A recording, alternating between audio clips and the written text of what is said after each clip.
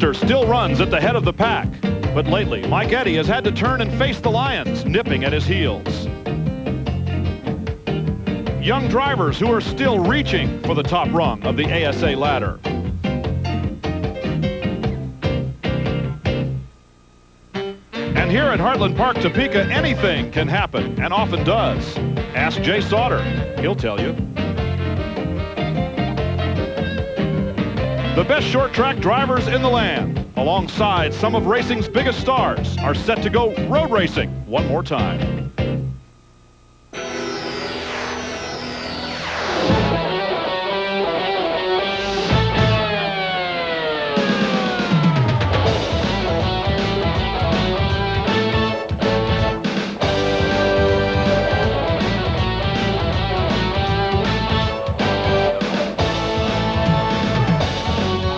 America's premier short track racing series visits the 1.8-mile road course at Heartland Park, Topeka, Kansas.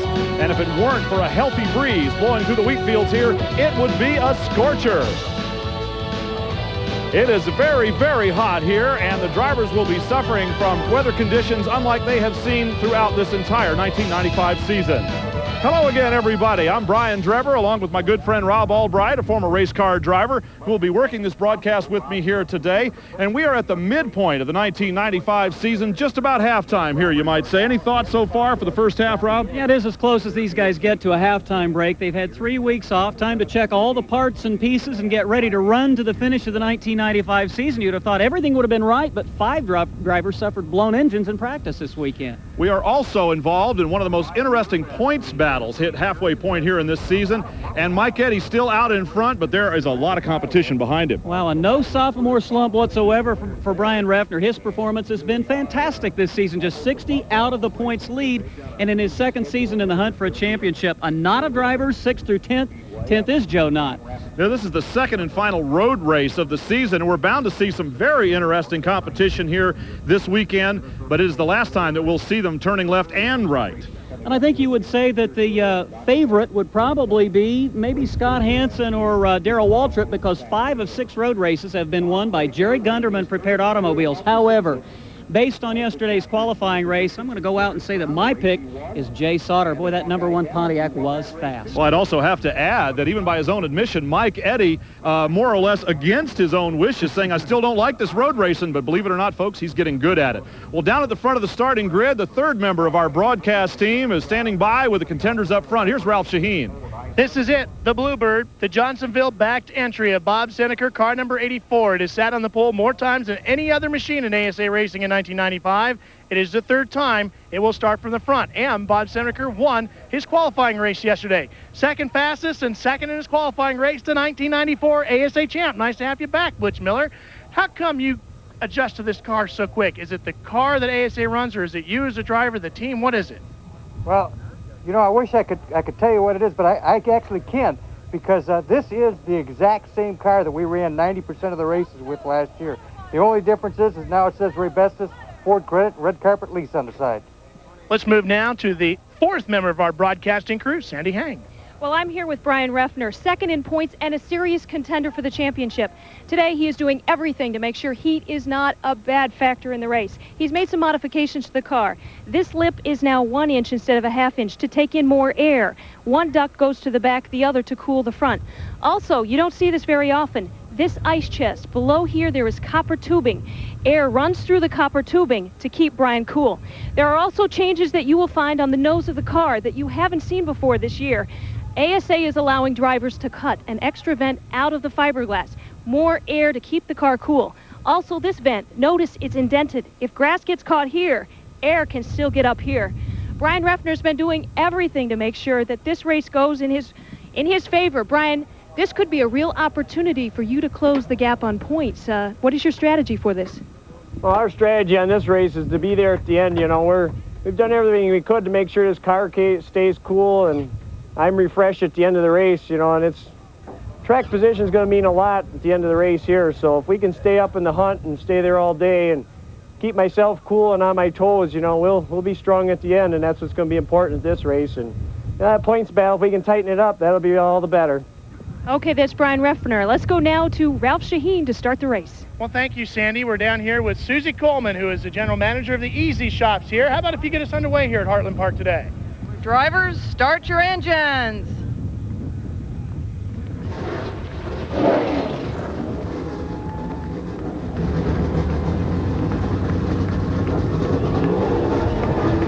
"41 race cars at 500 horsepower apiece. Over 20,000 ponies are up and running. And we'll be back with the Heartland Park Topeka Road Race.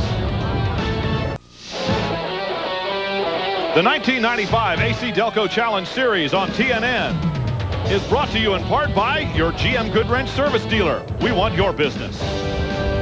By Win Oil Company, makers of quality automotive car care products. Remember, when it's Win, it works. By Goodyear, #1 in racing, #1 in tires. And by more than 1,000 AutoZone stores across America. AutoZone, the best parts in auto parts. The Mello Yello 300 is about to get underway here at Heartland Park, Topeka, Kansas. A scorching hot day, as we mentioned at the top of the show. The fans will be having difficulties out there, of course, and many of them are seeking shade as best they can. And the drivers, well, we have already seen some of them are using rather innovative ways to try to stay cool. Let's take a look at the starting grid for this Mello Yello 300. Earning his third pole position of the season, Bob Seneker in the Johnsonville Foods Lane Automotive Ford Thunderbird, and fellow Blue Oval driver Butch Miller, the 1994 ASA champion in the Ray Bestis Brakes Liberty machine. Scott Hansen, the only two-time road race winner in the American Speed Association, alongside Jay Sauter, who has got a rocket ship of a race car out there today. Inside row 3, the super soft Brian Reffner in the structural transport Ford, and Tony Raines coming on strong in the Baker Enterprises Cleanburn Pontiac. Glenn Allen Jr. always a contender here. It remains to be seen what he's going to do in his Pontiac. And Leighton Reese, the king of the road. Lightning Leighton, he'll be a contender. Terry Labonte will debut a Hendrick Motorsports ASA car, and that's the Coca-Cola Hendrick Chevrolet.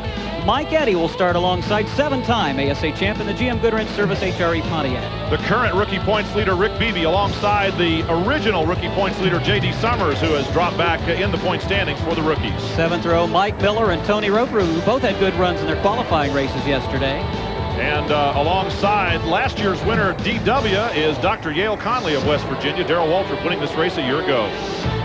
The 9th row, John Cadman, the winner of ASA's first road race up in Canada, and Bill Baird, the guy who's, we saw you had an opportunity to do something very special with him this morning. More on that later. Back on row number 10, Gary St. Amant has been fighting gremlins this weekend. He'll start alongside Brandon Sperling in an unfamiliar spot way back in row number 10. In the 11th row, Darren Law, a driving school instructor, and Jeff Neal in his racing Pontiac. Brad Loney has been ill. In fact, has lost nearly 20 pounds since we saw him in Cedar Rapids, strep throat problems. Dave Sensible, last year's rookie champion, also not qualifying well, but he'll be moving up. 25th and 26th positions, Randy Ruhlman in his third ASA start, and ASA racing veteran Tom Jones, the zero hero in the Felpro Pontiac. Steve Shive and Ted Smokestad, a couple of young drivers who have yet to taste real success this year. Perhaps today will be their day. Dennis Lampman, ASA veteran, along with Chuck Hemmingson, car number 95. I think this is just his second ASA start. And Rick Miller alongside Eddie Sharp. Two more young drivers. Rick Miller, a rookie contender, as is Eddie Sharp. So here's a couple of guys looking to move up. 17th row, road racing veteran Bobby Archer, along with another ASA rookie challenger, Pat Bordeaux, in car number 44. Ray Skillman and Joe Knott back on row number 18. Also, Joe Knott and his crew chief Chris have been chasing problems this weekend. Pair of real veterans occupy row 19, Harold Fair and Kent Stauffer in a Pontiac and a Ford, respectively. Working our way back through a very large field. The 07 car, Todd Forbes. Cindy Peterson, the only female driver, doing a good job here and getting in the field. Row 21, yes, Pat Patterson, the same one that you've seen on television, making his first ASA start, along with the racing school principal, David Anspaugh. And finally, John Freeman and Scott Lagacy, who will drive Ken Schrader's 52K machine. Schrader just not up to it physically this weekend in the job of driving, and goes to Scott Lagacy.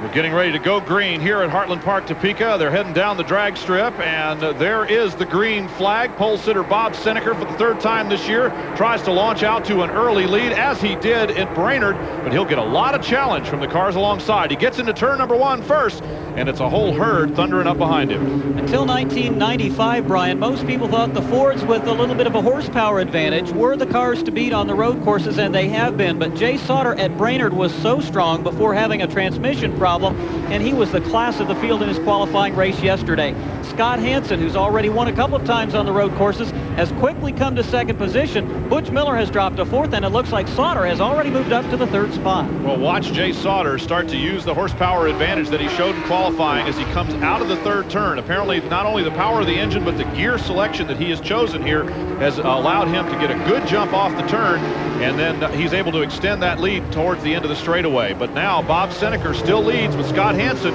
who is long overdue for a win here this year. Under the bridge now coming through turn number 10, and Darrell Waltrip a little bit off track there, and he wasn't especially impressive yesterday in his qualifying race. Now, this is another Gunderman-built race car.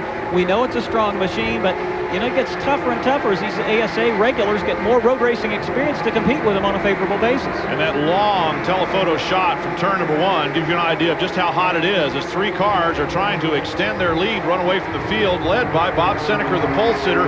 Very fast, very competent, very capable, and of course the winningest driver in the history of the American Speed Association. Jay Sauter now has moved that Welsh company's first chiropractic Pontiac into second position, but not for long as Hansen goes right back by in turn number 3, I believe it is. Well, apparently the combination of those 2 turns, Sauter had the first one figured out, but the second one came back and bit him. Hansen goes back into second place, but Jay Sauter is going to continue trying to get out in front, and if he gets to the front, he can sure pull away.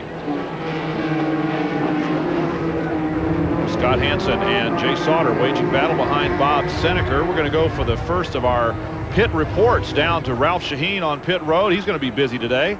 That's Scott Lagasse you're watching right there, and it was supposed to be Kenny Schrader, as we talked about on race day this morning. How come you're not driving? Shoulder just doesn't feel that good. You know, next week's a pretty big week for us, and I just, you know, we had the opportunity to put Scott in the car, so we're going to rest up and let Scott run it.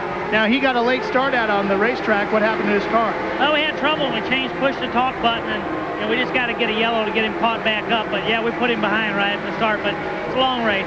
Of course, he was talking about the Brickyard 400 next weekend, a big weekend for Kenny Schrader. We'd love to see Kenny Schrader in this race, as Darren Law's car number 55 has been the first machine to head down pit road. Now as Scott Lagasse hustles to catch up, we're back up front with Bob Seneker. And again, it's Jay Sauter moving into second position, getting past Scott Hansen. We noticed yesterday, Brian, when those drivers climbed out of those super trucks after the tailgate 175, a lot of them were absolutely exhausted. Today is a 300-kilometer race, so physical conditioning is really going to be of the utmost importance. And I'd love to see Kenny Schrader in this race, but I think it's probably wise for him to sit it out. There's the 55 car of Darren Law in the pits with some front-end damage. Off comes the hood. The crew going in there to take a look at what might be damaged beyond the obvious and visible to us. So the first casualty of the Mello Yello 300 becomes the number 55 car of driving instructor Darren Law, the Leo Motorsports Chevrolet. And back onto the main stretch out of turn number 10 and down that long heat. Look at that, the heat that you can see on your screen right there, and it is hot, folks. And we were up on the roof a little bit ago, and even with a breeze, the sweat was pouring off somewhere in the mid-90s today. And the only advantage we got over yesterday is there is a little bit of intermittent cloud cover. A 60-lap Super Truck race, a 104-lap American Speed Association AC-Delco Challenge race, and this will be indeed a challenge for the stamina of some of the drivers. Here's a look at Heartland Park, Topeka from overhead, and they are in the backstretch part of the race course right now. 10 turns, Rob Albright. And one thing the drivers do like, 7 out of the 10 are left-hand turns, and normally that's what they're doing all the time, is turning left. A couple of spots on the course that have given drivers trouble. You can see the area 3, 4, 5. Between 5 and 6 is what they call the camel hump, and those have been some incident situations there. Also, turn 9, the left-hander leading to the right onto the straightaway, has been a problem. That's where they are right now. And look at Jay Sauter challenging Bob Seneker for that lead. Yes, we did have 2 drivers involved in very serious incidents in the backside of the course yesterday. Doug Mayer, a former kart racing champion, was on hand, and during practice he crashed very hard, was airlifted out of here. I guess he is going to be okay, but a broken collarbone, some cracked ribs, a broken arm. Very fortunate that it's going to be a road to recovery for Doug Mayer. And then in the Super Truck race, driver Kerry Teague had a very horrible looking crash. And we understand it was just a situation of his bell being rung, knocked him out momentarily. They did lift him out of here as well, cut the top off the race car, but he was back at the track before the end of the day yesterday. He sure hit hard right on the driver's side against one of those concrete barriers. A very unusual looking crash the way it developed. Well, in any case, we won't be able to see that, but we will see Bob Seneker and Jay Sauter continuing to wage war. There's Brian Refner in the number 5 car.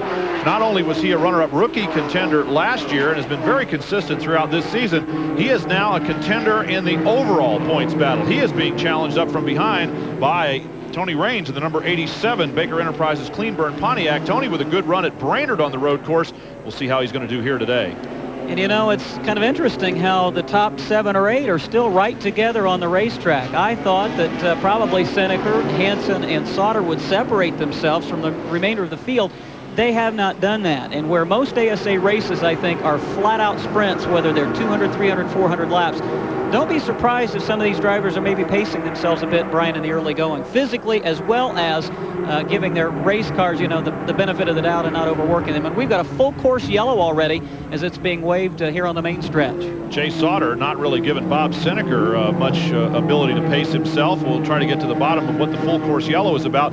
We'd also like to tell you, and we're very disappointed about this, that we had expected to bring you 5 in-car cameras during our broadcast here today of the American Speed Association AC-Delco Challenge Series Mello Yello 300 from Heartland Park. Helicopter difficulties. Literally the 10-cent part in the helicopter has prevented the helicopter from rising above the track. That is where the signal from all the in-car cameras is transmitted, as we see Pat Bordeaux, the reason for the caution flag. Pat has parked the race car out on the track, so we will not be able to bring you in-car cameras here today unless by some last-minute miracle we're able to get a replacement helicopter up and flying. We'll be back here to Heartland Park, Topeka in just a few minutes. We're under a full course caution. The American Speed Association returns in a moment. More racing. We'll see you then. Motorhome facilities for Group 5 sports and the AC-Delco Challenge Series are provided by Winnebago Industries. For more information about Winnebago, call them up at 1-800-643-4892. Winnebago Industries. Again, we remain under full course caution. It was Pat Bordeaux, the rookie driver from Saginaw, Michigan, and the BASF Finish Master Chevrolet who came to a stop. This is a great break for Scott Lagacy, who now will move the Ken Schrader machine around the rear of the field, and he has in fact elected to bring car number 52, the AC-Delco Monte Carlo, onto pit road, and that may not be a bad idea, Brian. Well, at this point, with the full course caution out there and the car circulating slowly, of course, this is a 1.8-mile road course. If he should be able to get in, make some minor repair, modification, get back out there, he'll be able to get right back up to the tail end of the field before they throw the green. We also have information from the Know-It-All brothers, our statistician, scorers, and general eyes in the sky, that the number 17 car of Darrell Waltrip may be leaking fluid, so we'll keep an eye on that. Difficult to pass on this race course, Rob, and we see a lot of single file going on out there so far. Yeah, we do, and I think we will see quite a bit of that. Timing on pit stops, that strategy will really have an impact on the outcome of this race. You can't afford any problems on pit road if you expect to win. We noticed yesterday Glenn Allen Jr. was significantly faster than a couple of the guys in front of him, but he didn't have the straightaway speed and found it hard to pass the corners. There he is. That was the purple and white number 15. There was Mike Eddy in 88. Some of the other drivers coming through the screen, that was Mike Miller in the 70 machine of John Cadman, who won our first road race up in Cayuga several years ago. So even when they're racing, they look a lot like this, stretched in single file. The track here at Heartland Park is not particularly wide, and even if it were, there's really only one good line through most of the turns here. Horsepower being what it is, well, some guys are going to have a little bit more power and be able to outrun the other guy down the drag strip into turn number 1. We saw that happening a little bit yesterday, not only in the qualifying races, in the Super Truck event as well. Let's go down to Ralph Shaheen during this pause in the action. He's got a guest down there. Well, that would be Timmy Cahuth, who is a crew chief normally for Ken Schrader, today for Scott Lagacy. What's up with the car, Timmy? Well, looks like he's talking to Scott. We'll give him half a second. He'll get with us here just... Okay, what's up with the car? We had a little radio problem, and tried to get it in right there before the start, and we got put back a little bit, but we're okay now. I put a different radio in. Hey, now you told me before the start of this race that you're giving America some excitement today. You kicked Schrader out of the car and you put Lagacy in. We got Lagacy in there, so hopefully he'll do us a good job. Pretty sure he will. By the way, that was a quote, folks. Scott Lagacy is an excellent road racer. That's where he's made his name in automobile racing. Of course, he made one particular driver a little unhappy that we saw in the tease to the show today. Jay Sauter was leading this race last year in the last couple of laps. when Lagacy bumped him in the back end. Scott felt very badly after that happened. Harold Fair in that car number 81, the Pontiac, has brought that machine on pit road, and that's not a good sign. The hood is up. They're working on the right front corner, and I would guess that maybe they're doing something with the suspension rather than it being an engine problem. During the qualifying race yesterday, Harold Fair had an off-road excursion, and those guys were scrambling quite a bit. The crew of the number 81 Build-A-Mold Dana Pontiac. So these guys are starting off the way they ended yesterday, which is working on the race car out there. During a caution right now, we also would expect to get back underway very shortly. That would not bode well for Harold Fair and the crew of the number 81 machine. As we prepare to go back to green, we'd like to say hi to a couple of folks. Chris Skurshevik, who is very ill. He's a good friend and former engine builder for Tony Roper's crew chief. Roper, who had a great run in his qualifying race yesterday. And also our best wishes and prayers to Bo Gray, who is on our crew. He lost his mom to an illness this week, and what a trooper he is, just a couple of days after losing mom, to come out here and do his duties for Group 5 in this broadcast today. So, Bo, our prayers are with you also. Stock Car Racing's only female pit reporter, Sandy Hang, is down in the Harold Fair pit. Sandy? We're down here with Harold Fair. Harold, looks like your car is overheating. What can you do to fix it at this point? Well, they said the hose came off. I don't know exactly what they mean, but they're trying to get it fixed right now so we can get back out. The car's working real well, and we just hope we can get back out there and not lose too much time. Tough break here for Harold Fair. Well, was I wrong on that one? I said not an engine problem. That's exactly what it was. As we get ready to go back green, and there is the green flag. Bob Seneker, the pole sitter, still out in front. Jay Sauter, who started outside row number 2, moved into third and then second place. Then it's Scott Hansen, and now look, an inside move there by Brian Reffner on the restart. He made an inside move there on Butch Miller and got by. What a move by Brian Reffner, and he's strong every place he goes. It doesn't matter if it's a third-mile oval like at Columbus, Ohio, or a 3-mile road. Of course, he surprised us all at Brainerd. Now, got to be a little careful because he scooted off the racetrack there. He had enough breathing room between himself and Butch Miller to hang on to the position. But the real battle, Brian, is for that top spot all of a sudden. There's Bob Seneker and Jay Sauter. You can see right on the roof of the car some of those in-car cameras that we have mounted there. Unfortunately, as we mentioned before, the helicopter that would allow the signal from the car to be brought to us is not flying. So those in-car cameras are just for decoration here at this point. It's very important for Jay Sauter to run well every time out. He's running a limited schedule for Scott Lefebvre and this Welsh company's Metalcraft machine. Wants to go full-time ASA campaigning again in 1996. And with the good runs that he's had when he has been at the racetrack, that's got to be real encouragement for that team for 1996. Now, we did not see Jay Sauter and Bob Seneker in the same race yesterday. They're both driving, of course, Ford Thunderbirds. They've got the big horsepower. But I'll tell you what, if Jay Sauter gets out front, look out, because he has really been fast here and seems to be able to just pull away from almost anyone at will on the straightaway. Almost anyone except perhaps for another Ford Thunderbird, and that of Bob Seneker. Bob has also been very fast. There's another very important element here that comes into play besides horsepower, and that's gearing, as Tom Jones and Dennis Lampman have brought their machines, the Felpro Pontiac of Tom Jones and Lampman's machine, car number 9, the Barricade Flasher Ford, both on pit road and very slowly down the pit road. Well, we'll have to see what these two drivers are experiencing troubles with. It looks like one of them's going behind the wall. We have a couple of cars on pit road, and we'll get to the bottom of that, of course, with Ralph Shaheen and Sandy Hang in a moment. Again, the two leaders seem to be able to open a little bit of a gap on Scott Hansen. Brian Reffner made the pass on Butch Miller for 4th place now. He's trying to work on Hansen for 3rd. I started to mention the other element besides horsepower that really has to be considered is gearing, the gear ratios that you choose for your race car. You know, you can gear to really twist the engine going down the straightaway, and you get a lot of top-end speed, but it means you really have to row through the gears when you get back in the corners. And there were some that felt maybe that was what ultimately put Jay Sauter out at Brainerd, as it was a shifter problem that befell him near the end of the race after leading so much of that one. Well, with Bob Seneker out in front, Jay Sauter running in 2nd spot, then it's Hansen, Reffner, and Tony Raines now has made a move on Butch Miller. We're going to take a commercial break and be right back to the Mello Yello 300. A little bit Harold Fair. The Mello Yello 300 at Heartland Park, Topeka, Kansas resumes with virtually no change other than for 7th place. Leighton Reese in the number 66 machine has moved around and into 7th place. Leighton Reese in the Phillips 66 Hotchkiss Performance Pontiac has got a very fast car out there, started a little bit back in the field, and he'll be looking to move up in this race. Let's go down to pit road. Ralph Shaheen. Well, the problem for Darrell Waltrip seems to be that the car is having a problem getting gas at the far end of the racetrack going into turn number 1. They've changed fuel cells this morning and so forth, and it hasn't made it any better. With Dennis Lampman, the problem is the shifter is broken. It broke from right inside the cockpit of the car. This is the old broken piece right here, and right now they're busy changing a new one. Dennis Lampman, as soon as they get a new shifter in there, he'll be on his way back out. Sandy? We're down here with Tom Jones, and he broke a Panhard bar. That's why he's behind the wall right now. But take a peek. This grass, they've already sprayed it down. They're having trouble getting air to the engines, and that's causing overheating for some of the cars, and they'll be watching that a lot today. You know, Brian, you'll often see in these ASA cars on a road course a shifter problem. You rarely see anymore transmission problems per se, because they've gone to these literally bulletproof, what they call Jericho transmissions.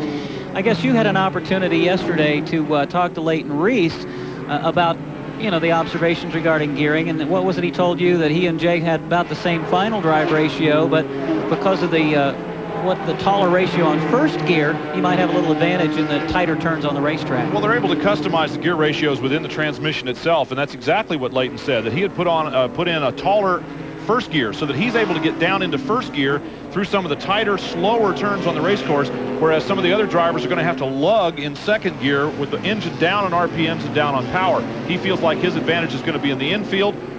Big news from a road racing specialist, of course, and he's willing to give up just a little bit of drag racing power down the straightaway. You just saw Tony Raines using turn 9 on the inside to make a pass of Brian Reffner. So Raines now up to 4th in his Baker Enterprises Clean Burn Pontiac. A great run in the early going for car number 87 as he now begins to close on the Ford of Scott Hansen. Here's Rick Miller in the Extrude Hone Powerflow Chevrolet, and an off-road excursion for number 27, Ray Skillman in the DuPont Kendall Imperial Van Oldsmobile. So a little landscaping going on out there. Part of why we saw on the front of Tom Jones' car, the guys running more towards the back of the field as the leaders run a wheel off into the grass. Some of that grass flies up and gets into them a little bit.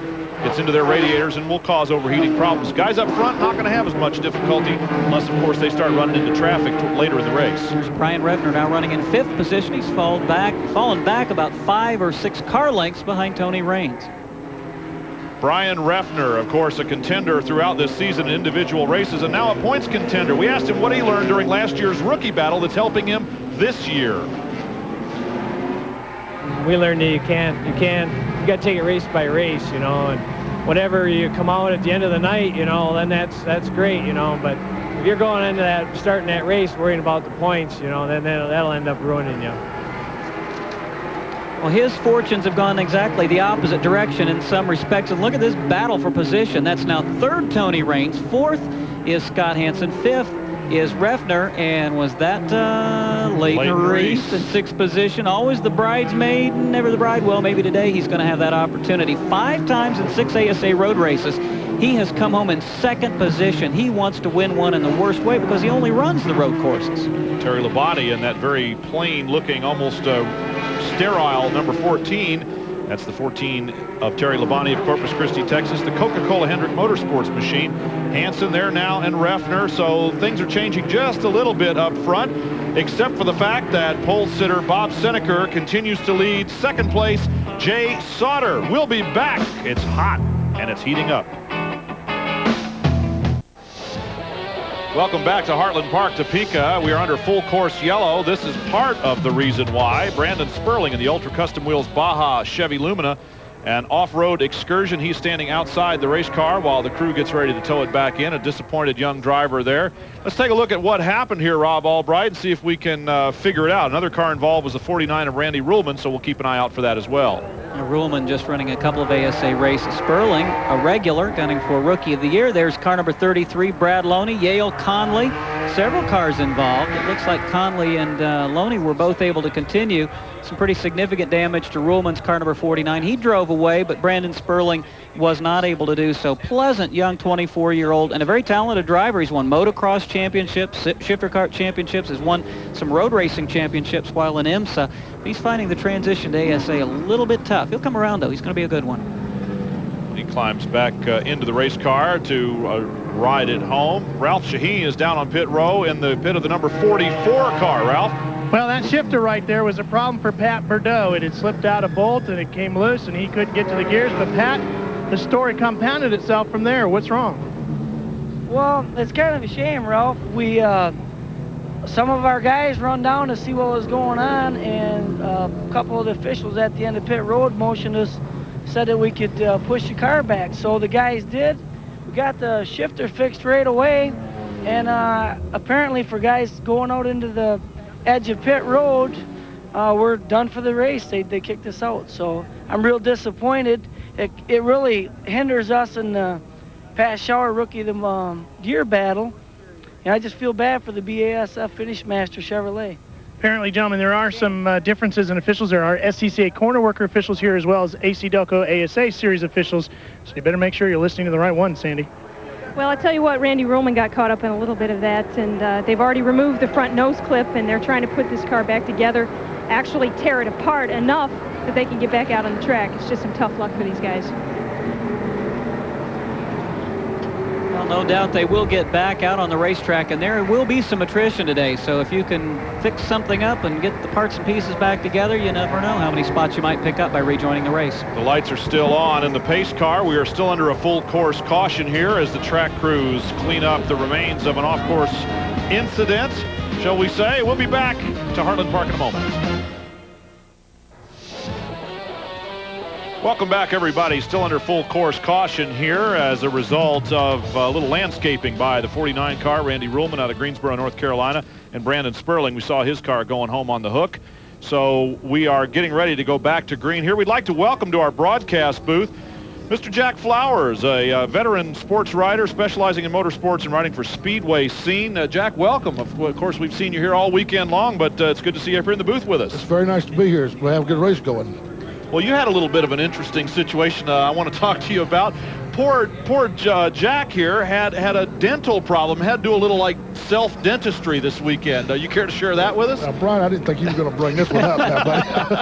Yeah, it was a loose tooth, so I just went ahead and pulled it myself. There you go. This is a tough guy here, folks. Those of you that are fans of his, you got to know that it takes a tough man to write in Speedway Scene. Jack's been doing that. Any observations so far in this race, Jack, you'd like to share with us? No, the Bob Seneca looks pretty tough, and I think it's going to be hard for somebody to beat him unless he has some problems or something. I'm not sure.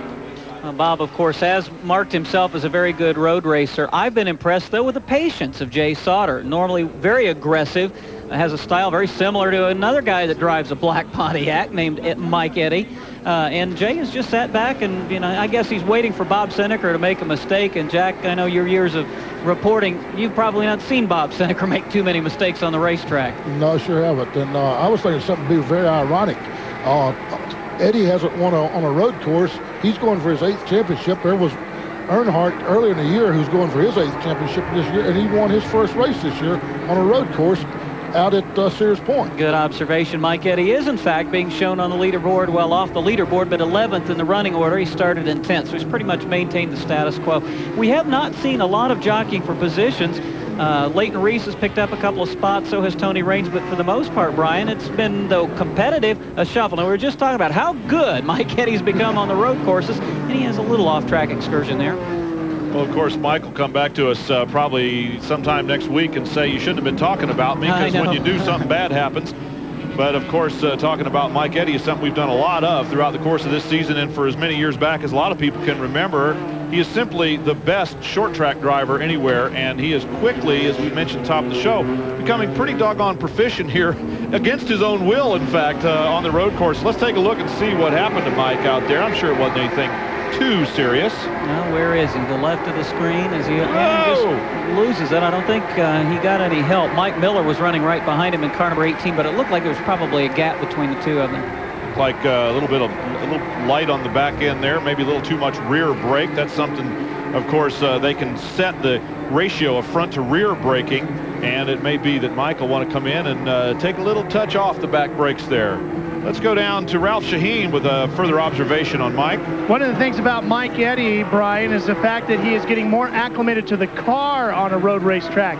He says it's not so much him as the car that he's trying to dial in. He's got his oval track car dialed in so that it's second nature when he climbs behind the wheel. The reason why Mike Eddy is getting so much better on road courses is because he's feeling more comfortable with his race car. Let's give you a quick rundown now, at least the top 10 or 15. It's Bob Seneca, Jay Sauter, Tony Raines, Scott Hansen, and Brian Reffner, the top 5. 6th through 10th are currently Leighton Reese. Butch Miller is 7th. Glenn Allen Jr. is 8th. Terry Labonte runs in 9th, and J.D. Summers is 10th. Mike Eddy was 11th. He's lost several positions. Now runs right ahead of Todd Forbes on the racetrack as we watch him try to climb his way back through. Mike Miller 12th, 13th is Rick Beebe, 14th John Cadman, and Bill Baird having a really strong run. He's 15th in car number 26. Rounding out the top 20, Tony Roper is 16th, 17th is Dave Sensiva, 18th is Jeff Neal. In 19th position is car number 95 Chuck Hemmingson, and in 20th spot is Dr. Conley, Yale Conley, in car number 3. A lot of the drivers, of course, said to us, and I'm sure it almost goes unsaid. Jack, you could probably agree with this. They're going to be patient in the early part of the race. They're going to race that last third. Right now, they're just trying to conserve not only their own energy, but the tires on their race car and so on. We may not see a lot of aggressive racing until later on. And it's kind of difficult to pass on a road course to begin with. So maybe they're saving what they've got until the last 10-5 laps, whatever. Let's go down to Sandy Hang with an update on the number 9 car and Dennis Lampman. Well, some tough luck for those guys. This is the second shifter they've gone through. They put the new one in. They thought it was going to work. It just didn't, and now they're running back to the garage to see what they can find to fix it.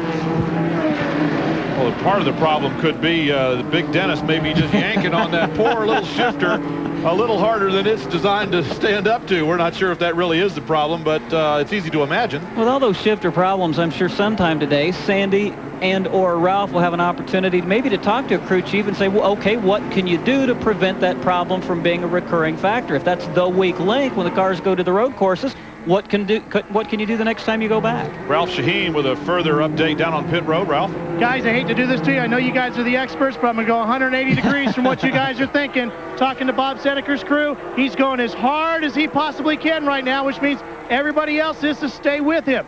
Reason being is that his car doesn't work well at slow speeds. Now, remember we talked about pit strategies? Well, this is something to keep an eye on. They're keeping the fuel as cool as they possibly can here. Cool fuel is more volatile fuel. That means you get better performance out of it. The other thing it won't do is expand inside the can and spill out. That way, when Bob Seneker makes his pit stop, he gets all the fuel he needs to make it the distance. Anything after 44 laps is wide open. Bob Seneker's crew chief, Dan Crawford, thinks his guy can go all the way on one more tank of fuel after lap 44 with one set of tires.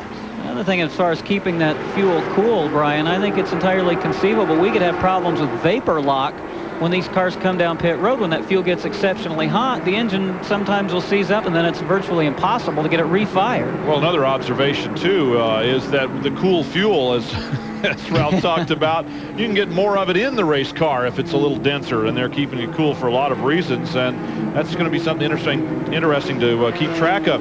You mentioned vapor lock fuel delivery problems that we saw earlier on, the number 17 car. Those have all been heat-related, no doubt about it. Fuel being very volatile as it is, tends to vapor lock at high temperatures. Of course, it's plenty hot under the hoods of the race cars out there, so fuel delivery has been a difficult problem, and some of the crews have found that what was a fuel delivery problem seemed to be an ignition problem. Some are having legitimate ignition troubles as well. Terry Labonte has picked up a spot. He's moved at Coca-Cola Hendrick Motorsports Monte Carlo to 8th, getting around Glenn Allen Jr. And again, in talking to Glenn yesterday, he felt like he might be a bit down on horsepower, but he had a very good handling race car, and that's what we saw in the qualifying race. Maybe the same thing again today. But that team has had a good run here before. I think he finished 3rd in this race last year, and it didn't seem like during the early going of the race he was in the top 5 or 6. But that car just seems to stay consistent all day long, and Glenn is turning into a good little road racer. We're at 25 laps into this 104-lap race right now. We would expect that we could also see a competition yellow situation come out here before too long.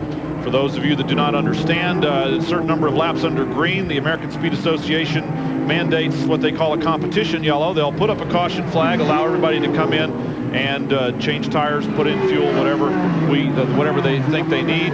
So we could see, and we will keep track of when a competition yellow could come out. Glenn Allen Jr. just lost a spot to the number 14 car of Terry Labonte. And Glenn Allen, of course, one of the young Lions that has been very, very effective this year. We asked him what his strategy would be for late in this race. We've worked on our fuel mileage since we got here, and our plan is to make one stop for fuel and one set of tires, stay out front, let them come and get us. That was Daryl's plan, Scott's plan the year before.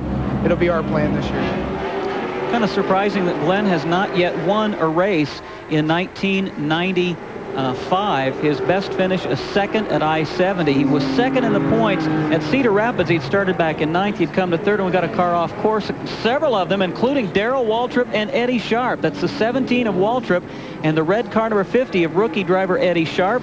We also had been told that car number 52 was off course, and that would be Scott Lagasse. Now, I'm not sure as the full course yellow comes out once again from Roger Slack. A competition yellow situation would not appear to be imminent. We have had a number of caution flags due to off-road excursions, the latest of which we have just witnessed there. We'll focus in a little bit more on that as we look at the number 22 car there, former rookie leader J.D. Summers, the Baby Dolls Ford, a local sponsorship. The AC-Delco Challenge Series will return. Here's a look at the standings as they were at 26 laps into the race. Welcome back, everybody. You can see some puffy clouds up there that are giving us a little bit of a break from the intense heat here in America's Heartland. Butch Miller, the number 52 car there, out of the race. And the Ray Bustos Brakes Liberty Ford, high hopes at the beginning here for the defending champion, the American Speed Association. Not going to happen. Ralph Shaheen's got more. Well, Butch was short-shifting, trying to conserve fuel, gentlemen. He short-shifted one time going down the back section of the racetrack, and the motor just let go on him, so his day is done. Eddie Sharp and the Sharp Motorsports number 50 is in. He was involved in the incident with Yale Connolly and Darrell Waltrip. They're changing tires, adjusting the bodywork on the right side of the right front quarter panel, changing tires, and Eddie Sharp will be turning to the race here in a minute. A little different look to car number 50. Eddie Sharp trying to change his racing luck.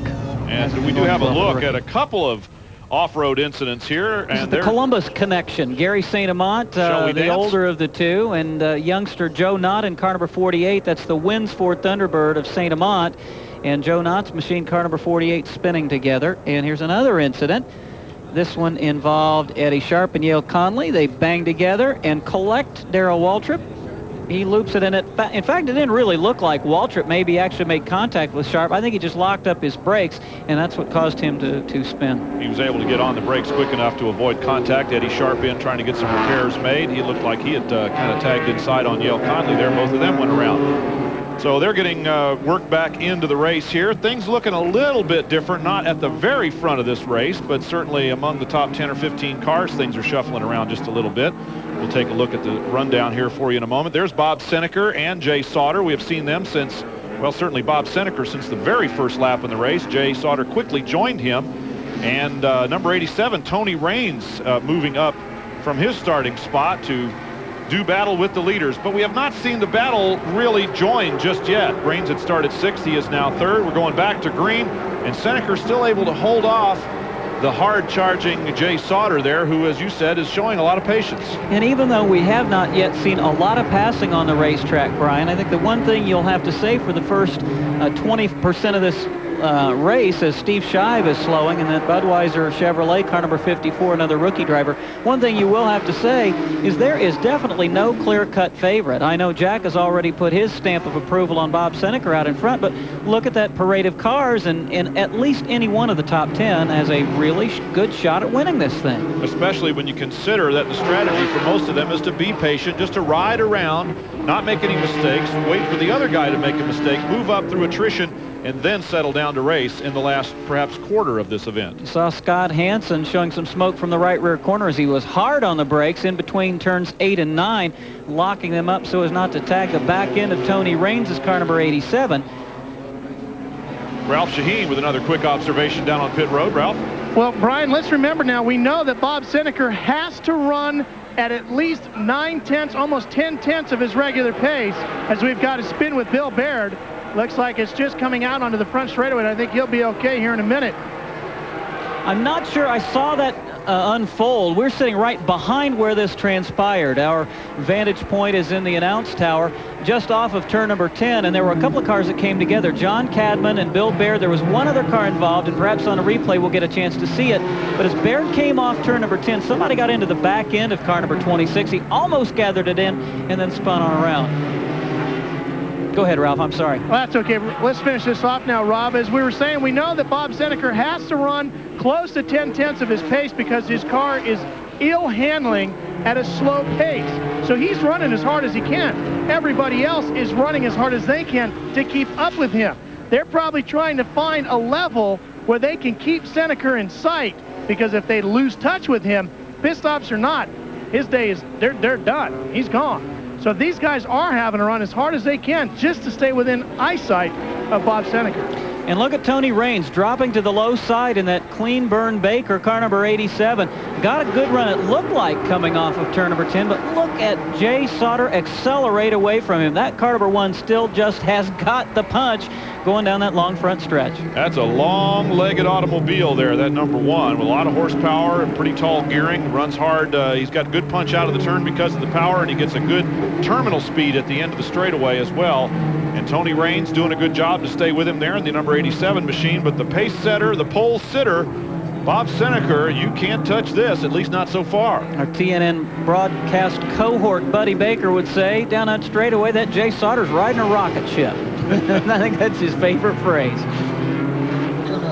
Too, if maybe Jay's not showing Dad Jim something this week for the Brickyard next week. I understand Jim's got a shot at driving Earl Sadler's car that Scott Brayton wrecked in practice up there last week. Yes.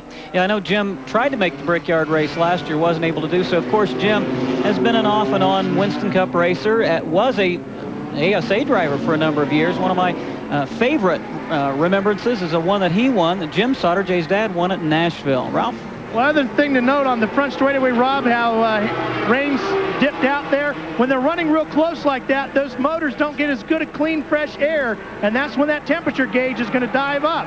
So you might see the drivers moving out like that, not necessarily just trying to set up a pass, but also to get some fresh air for that long run down that half-mile straightaway, cool those temperatures back down. Some interesting battling back in the pack as well. Mike Miller, Glenn Allen Jr., several drivers came on pit road during our most recent caution. And look at Tony Raines giving Jay Sauter a good taste of front bumper that time through turns, where are they now, 8 and 9, I think. No, I'm wrong. They're over on the back side. I was looking at something else. As they now begin to pile up behind Bob Seneca, who stretched it out to about a 10 or 15 car length lead, and Raines has to know that. He's going to get around Jay if he possibly can. Bob Seneca setting the pace here and trying to pull away from the field here as Jay Sauter deals with Tony Raines. Raines going up on the berm there, and Sauter able to hold him off, getting a little bit of a wiggle there, but we're seeing some good aggressive racing going on as we get into the second third of this 104-lap race. Cindy Peterson in the number 36 car off course, and a little landscaping there. Bob Seneca, look at the gap he has. You want to experience the same thing that Tony Raines was showing us there and that Ralph Shaheen talked about. Drive your car on a hot summer day behind a big semi-tractor trailer for a while on the freeway and watch the temperature gauge go up. That's exactly what could be happening there. We're going to take a quick cutaway from the action here as Tony Raines takes second place away from Jay Sauter. And you've heard Jack Flowers of Speedway Scene up here in the booth with us. He has some interesting points to make as we go to commercial. This ASA question comes to us from Alan Gagnon in Hudson, New Hampshire. He would like to know how a Winston Cup engine compares to an ASA engine. A Winston Cup motor has 8 cylinders. An ASA motor has 6 cylinders. They have 17-to-1 compression, and we have 9-to-1 compression. They make about 700 horsepower, and we make about 500 horsepower. You know, a lot is being made of this 9-to-1 compression engine that the super trucks have gone to, and it looks like the Winston Cup cars may go to as another car is off track. The ASA people, including that guy that you just looked at, Mike Miller, he speaks from experience because he was one of the guys that really pioneered that 9-to-1 engine concept, and ASA's had it for a lot of years. It started back with down in the Leighton Reese pit. I'm sorry, Jack, real quick. We're going to go to Ralph Shaheen with some observation because Leighton Reese came on pit road. Well, one of the fastest guys on an ASA road course. Looks like once again you're going to have to settle for a non-win. It's unbelievable with you. What happens to you this time, Leighton? I didn't hear your question, but boy, the Hotchkiss for Phillips 66, Pontiac was running great. We were just biding our time. Just started running on 5 cylinders, apparently. I don't know what it's going to be, but you know, boy, it's awful hot out there, and it's just a shame, you know. No second place today. It's amazing the luck this guy's had on a road course, Sandy. Well, I'm down here in John Cadman's pit, and if you can see what we're looking at right now, they're trying to take the nose off. They believe most of this damage is cosmetic. They're trying to hurry up and get this car back out on the field. It's a tough break for them in the 70 car. Kind of interesting, though, it wasn't Lube Tech guys scrambling around the race car. It was Felpro guys, as Tony Raines now begins to challenge Bob Seneker for the lead. But it was some of Tom Jones's people helping out. Well, that's been certainly the mark of the cooperation, the spirit of cooperation, the sort of family atmosphere among the ASA teams. They all help each other, and of course Tom Jones, one of the first guys to jump to the aid of one of his fellow competitors, Cadman's crew, needing a little extra hand, and they find it in the form of the crew from the Felpro Pacejacks Pontiac number 0. We're seeing some challenge for the lead as they begin to work into traffic. Bob Seneker with his hands full of Tony Raines under blue skies, a little bit of cloud cover. It's hot, and we're at 35 laps. Welcome back to Heartland Park, Topeka, as Group 5 Sports presentation of the Mello Yello 300 continues. Pole sitter Bob Seneker has not relinquished the lead, but he is beginning to get his most serious challenge of this 104-lap race in the form of the number 87 Tony Raines, Milwaukee, Wisconsin, and the Baker Enterprises Clean Burn Pontiac. And behind these guys, it is still Scott Hansen third. Quietly, Terry Labonte has moved his Coca-Cola machine into fourth. Jay Sauter has dropped to fifth. Sixth is Brian Reffner. J.D. Summers, the front-running rookie, is seventh. Eighth is Rick Beebe, another rookie. Ninth is Dave Sensiba, first time in the top 10 today. And Chuck Hemmingson rounds out the top 10. And boy, Tony Raines definitely has a better handling race car. But this is a horsepower racetrack. How can it be on a road course? Well, it's so hard to pass in the tight S parts of this racetrack. You got to have the horses going down the straightaway, and that's what allows Bob Seneker to stretch it out. Even Brian, if it's just half a dozen car lengths, it makes Tony Raines' job awfully difficult to get around. Raines pulling out into that clean air once again because he is stuck up behind the number 84 machine, and the engine on his Pontiac not getting quite the air that Bob Seneker's Ford is.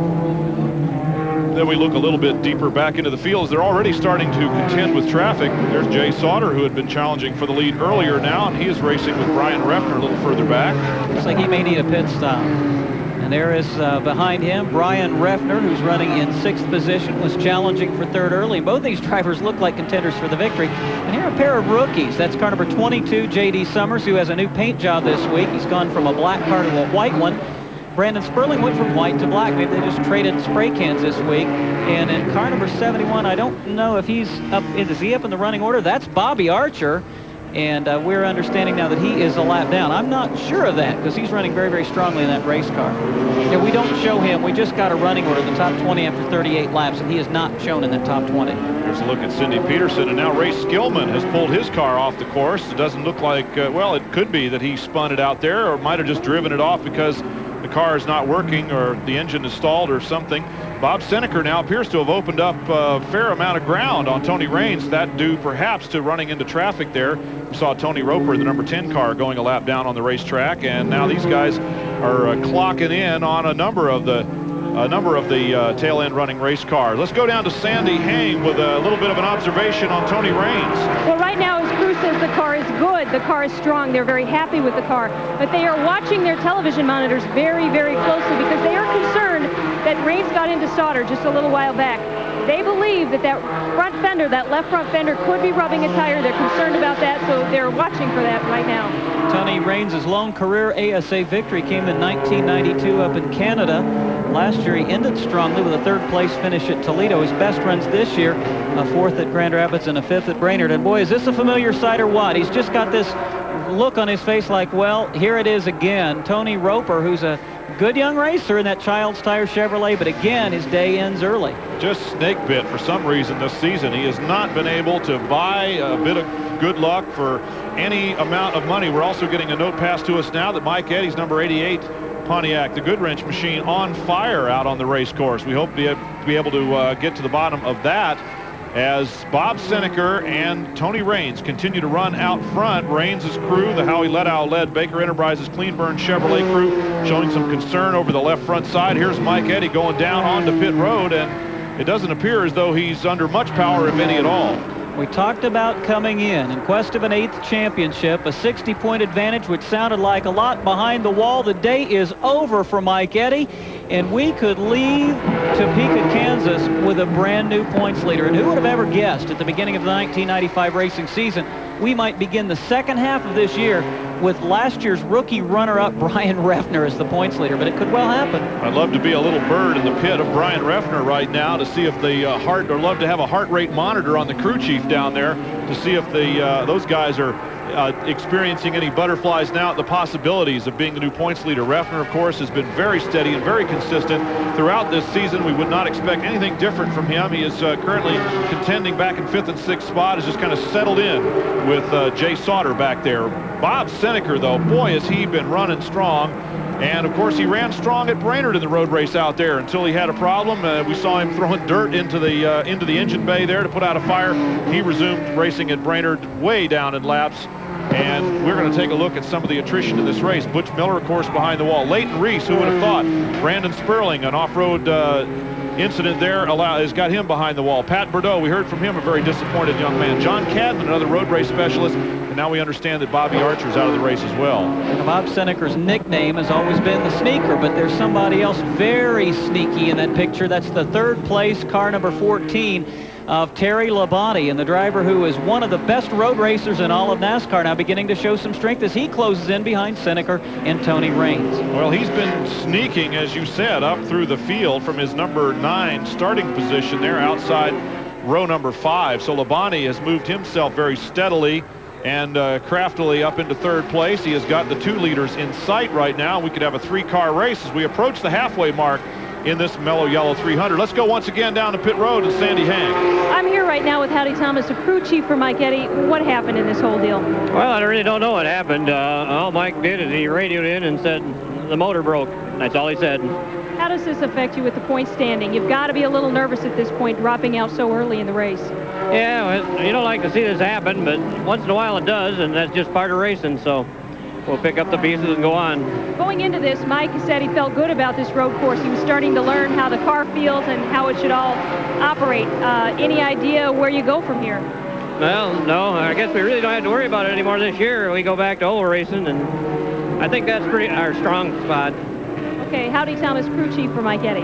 Yeah, and guess where the next oval race is? Not exactly a hotbed of Mike Eddy fans, and that is Berlin, where he dueled and diced with Johnny Benson all the way to the checkered flag the last time there.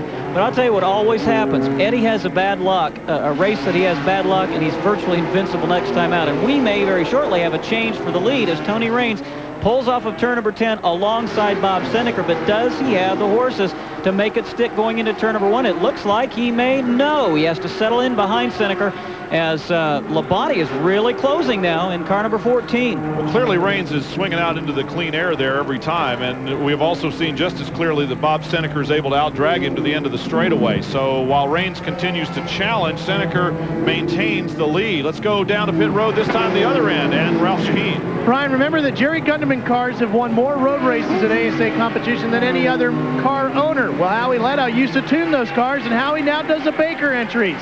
Howie Leddow wants a road race bad. Very, very badly. He wants to show that it was him that made those Gunderman cars work so well. That's why Tony Raines is looking so strong here today. And if Raines is going to get Seneker, it's going to be in this slow section. Remember, under slow conditions, Bob Seneker's Bluebird is an ill-handling race car. If Tony Raines is going to get the Bluebird, he's going to do it right in here in this tight, twisty section. Seneker's got him on the straightaway. And no doubt Tony Raines is looking in his rearview mirror. He sees Terry Labonte on the charge, and he knows if he doesn't get around Seneker quickly, he'll have to quit worrying about the lead and worry about the guy behind him. We're going to see what happens in this battle for the lead as Terry Labonte has sneaked up on the 2 leaders. Bob Seneker continues to lead. Raines putting on the pressure. We'll be back. The AC-Delco Challenge Series, the premier short track racing series, has joined forces with Short Track Racing Magazine, the premier publication geared to short track racing fans. For subscription information, call 1-800-468-7876. And not much has changed, although Bob Seneker now in that Johnsonville Foods Ford Thunderbird has put just a tad bit of daylight between himself and Tony Raines, who is still in second position. He now has to contend with Terry Labonte as the leaders begin to move through some lapped traffic. We can see that's John Freeman's car number 16, teammate and car owner to the top 10 automobile of leading rookie driver Rick Beebe. And it looks like somebody has skated off course as you see Freeman driving through a little bit of haze or dust, if you will. Well, right now we see the number 18 car of Mike Miller trying to avoid going a lap down on the racetrack, and so he could be the one pedaling pretty hard out there. Here's a look at some pretty congested racing as Tony Raines had to get hard on the brakes to avoid going into the back of Seneker's car there, and avoid it he apparently did, although we saw earlier that Howie Leddow was having some problems dealing with the thought that maybe he had a fender rubbing on a tire. Well, if he had a fender rubbing on the tire, maybe now he still does. We have a change in the lead as Tony Raines has used traffic to his advantage, moved around Bob Seneker. Maybe Seneker has slowed, and now it's Miller pedaling as hard as he can to try to avoid losing a lap to Tony Raines, the new race leader here at 47, let's call it 48 laps into this Mello Yello 300. Brian, I wonder if Mike Miller hasn't maybe had an off-course situation, because he was about half a lap behind the leaders, and suddenly he's in jeopardy of going a lap down, and you can't have that happen here at Heartland Park and still be a contender for a top 10 run. Well, he went on pit road real quickly just a moment. Let's take a look at the pass for the lead. Here comes Tony Raines as Seneker goes up behind Mike Miller, and Miller setting the pick for Tony Raines to make the inside move on that left-hander up on the berm, off the gas quickly, keeps it together, and your new race leader is the number 87 of Tony Raines of the Baker Enterprises Clean Burn Pontiac. So if Howie Leddow is going to get a win, well, it's certainly looking good for him here right now. And wisely, Bob Seneker did not contest the pass too hard. He now has fallen back into the clutches of Terry Labonte as Tony Raines begins to stretch it out by 8, 10, 12 car lengths. Let's go down to Sandy Hang, who has corralled Mike Eddy, the driver of the 88 car. Mike Eddy is now in his street clothes. He's trying to cool down here. Mike, you're the kind of guy that learns something from every race, and you're trying to learn from the road courses. What did you learn from what happened today? Well, I didn't run long enough today. The car was working a lot better than it ever has before, and so we learned a few things, but we had troubles again today, and you can believe me, nobody's really having any fun out there today. The heat, how bad was the heat? Was it affecting your driving abilities? Well, the heat ain't that bad until you get out of the car, and then that's when it hits you. As long as you're going around doing something, everything's all right, but as soon as you get out, your head gets a little dizzy, and you just want to sit down. And that's what Mike is doing here right now, sitting down and taking a break. While we were at break, Chuck Hemmingson, who had worked his way into the top 10, spun in between turns 9 and 10, and everybody took evasive action. He's dropped now back about 2/3 of a lap off the leader's pace, and there's Bob Seneker, who things are not going quite the way he had anticipated at this point as he's beginning to lose some ground to Tony Raines. Well, we're also seeing Rick Beebe here in 7th spot, the leading rookie right now, and behind him in 8th spot, the number 52 car driven by Scott Lagasse. And Tony Raines has suddenly darted down pit road in car number 87. We're under green. I don't know if that's intentional or not, or planned or not, I should say. Obviously, it's intentional. He comes to a stop. They're going to go to work on the right-hand side. The hood is still down. It doesn't look like any engine problems. So this is obviously a stop that they definitely needed.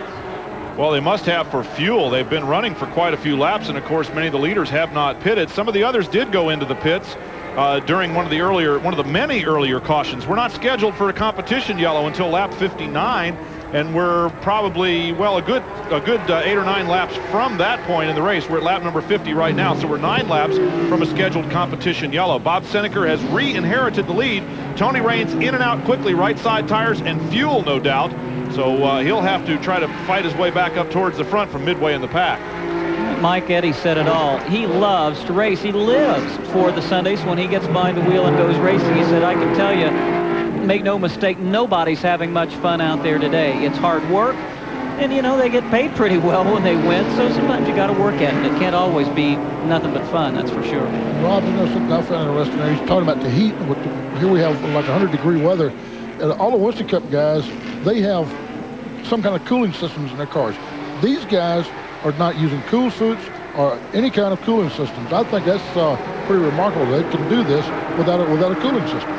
Well, they do. Some of them do have the cooler with the ice, but not much. And I know some of them have the cool vest, but rather than putting on the vest, what a lot of them have told me they were going to do, Brian, today, was just open the front of their suit and kind of stick that cool vest in. Because once it gets hot, it's worse than having nothing on at all, so they'll pull it back out. Scott Hansen, one of the lead top 5 or 6 automobiles, has come on pit road as well. And I think we may be able to get some more information from Ralph and Sandy that what's happened here is some of these crews have kind of thought that they'd get a caution by now. They did not come in earlier, and now they're finding out they have to come in because they're low on fuel. I believe that could be the problem. And of course, if they have to come in, why not change tires?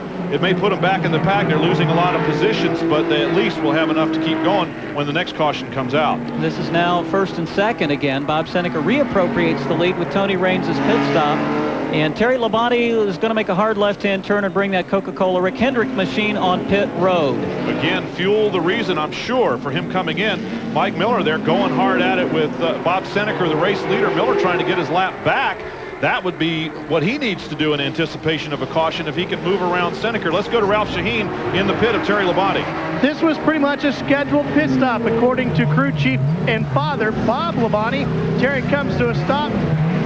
His father gives him some water. They will change tires. They will get some fuel. Terry Labonte should be able to go the rest of the way from here, gentlemen. Remember, we said anything after lap 44 was all it was going to take. A full fuel load, and these guys will be able to go all the way on one fresh set of tires. Tire changes just about completed. Oh, they didn't have the tire ready, so this stop is going to go a little bit longer than Terry Labonte needed. The car is just about finished. That left front tire is on, and he's on his way now to Glenn Allen's pit where Sandy Hang is waiting. Glenn has just pulled away. He's taken on 2 right side tires as well as fuel. He was in earlier for a 4 tire change and fuel. So Glenn's pit crew does believe that he should be good now for the rest of the race. Wow, that's interesting. If Glenn can go the distance, he's now made 2 stops, while several of the drivers have made none. Bob Seneca now will relinquish the lead in car number 84. We've been told by Torch that he might have a lot of grass on the grill of his automobile. We could see that there was quite a bit of it on Terry Labonte's grill as well. Well, we talked about that earlier, that the leaders wouldn't have a problem with grass kicked up by cars in front of them, that the drivers at the tail end of the field would. Now Bob Seneca comes in for his first scheduled, or his first stop of any kind. He waited a little bit longer than everybody else, perhaps due to the fact that his crew was able to get cool fuel, as Ralph called it, into the car. Maybe he had a little bit more to work with there. The pit crew of the Johnsonville sausage machine running around. They're going to go all the way with 4 tires. Up the left side the car comes. But we did see Labonte's grill full of grass. We did see Seneca's grill. We heard that his grill was full of grass, and cooling problems are a result of those drivers coming in to the back of the bunch and dealing with lap traffic. Bob Seneca is underway, but Tony Raines got by far the best stops of the front-running 3s. He's well ahead of Terry Labonte, who now I think will be right alongside Bob Seneca when we come back from break. Our new leader is Jay Sauter. He has inherited the position because some of the leaders stopped and some of the others went out of contention. Sauter leads it. We're coming back in a moment. Welcome back to Heartland Park, Topeka, Kansas. A new leader very quickly. The leader had been Scott Lagasse, who was out in front. Actually, Jay Sauter. Sauter went into the pit. So did Lagasse, because they had not yet pitted in the race. And here's what happened to Jay Sauter when he went down there to take on fuel and tires. I think he goes just a little too hard, a little too far, squeals it to a stop, overshoots his pit, and of course they must pull the car back, or he must back it up before they can go to work. Let's go down to Ralph Shaheen with a follow-up on what happened to Jay Sauter. Oh, Rob, they didn't back it up at all. Look at these skid marks. This is about 50, 60 yards that Jay Sauter slid, almost taking everybody out down here. He ended up all the way down in Bob Seneca's pit stall, which is exactly where they pitted his car, because his was right next door. These very long cables that these air guns are hooked up to stretch just far enough, and they were able to get over there, get everything changed. This crew for Jay Sauter did a tremendous job in servicing the number 1 car under a very stressful situation. One of the fastest stops we saw all day. Tony Raines in the Howie Ledow crew chief led Baker Enterprises Clean Burn Pontiac is the new leader. A very efficient series of pit stops has put the number 87 car back out in front. At Heartland Park, Topeka, Tony Raines in the number 87 Pontiac Grand Prix out in front right now. We understand he may be having a little bit of a fuel problem. In any case, he is so far out in front He may even be able to come down pit road, splash and go, keep going, but he's going to have to see. Towards the end of this race, fuel could be a problem for the number 87 car. That is what we are hearing. Now, they have really scattered out, and getting a rundown has been a challenge for the Know-It-All brothers. Torch, Scorch, and Zorch are working on it pretty hard back there. The guys we call the Know-It-All brothers are getting a rundown for us, and we'll let you know. Here's how we know that Tony Raines may have a fuel problem. We've reached lap number 56. I believe he came in at lap 52. That is exactly one half of this race completed, 104 laps, making up the total distance of the Mello Yello 300 this afternoon. They then probably measured how much fuel they dumped into car number 87 and said, uh-oh, that thing was probably bone dry when they filled it up. We had a lot of cautions in the first half of this race. Should we go green most of the rest of the way, he's going to burn more fuel. That's why I'm sure they're concerned about fuel consumption and being able to go the distance. He has, at this point, Brian, a big enough lead. Even if we go green the rest of the way, I think he could almost come on pit road, do a splash and go, and get back out in front. Well, that's what I just said, and we had talked about during the break, and Tony Raines, the leader, is just all alone on the racetrack. It looks like a qualifying run for the number 87 car. Dave Sensiba in the number 4 machine is out of the race. And let's go down to Ralph Shaheen with more. Well, Dave Sensiba is not feeling very well. He's a little under the weather right now. He took in some exhaust fumes, so he's trying to get some air, trying to cool off. Leighton Reese has replaced him in the car. Also, we want to report on J.D. Summers' car. The number 22 is having serious problems with cooling, so he's running around at a pretty slow pace right now. And we talked about running the rest of this race under green, and Jack Flowers, I mean, as Gary St. Amant, who was in the top 5, has come on pit road. The reason the hood is off is to try to get the thing a little bit more cool. But Jack Flowers, you had an observation. I think it's a good one. Well, don't we have a competition yellow coming up by ASA here? That could change things considerably. Absolutely. Supposed to be on lap 59, which is 2 or 3 laps away. But the question is, even with a competition yellow, if you're Howie let out, do you bring Tony Raines on pit road or not and give up all that track position? I don't think so. Well, we'll have to wait, watch, and see. It seems as though when we try to outguess these crew chiefs, all we do is outguess ourselves. Tony Raines out in front. They're showing lap 58 on the big board here. We're not sure how accurate that is. And that would tell us that a lap from now, they would be throwing a caution flag, what we call the competition yellow, a mandatory yellow flag after 30 laps of green flag racing. There's Tony Raines now working his way through some traffic. That's Dave Anspaugh's car number 37. Early in the race and during the qualifying race yesterday, Anspaugh had his own little personal battle with racing broadcaster Pat Patterson. I don't know how Pat talked Randy Larson into letting him drive that car. Probably a big checkbook.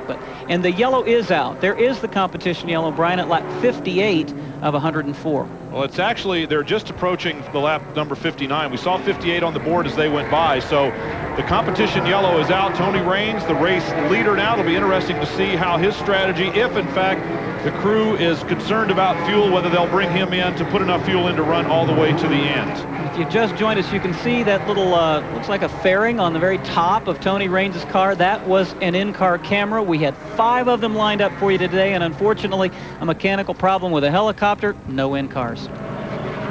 We're getting ready to go to a commercial break, and we'll do so with another question. And our colleague Jack Flowers will have that question answered when we come back.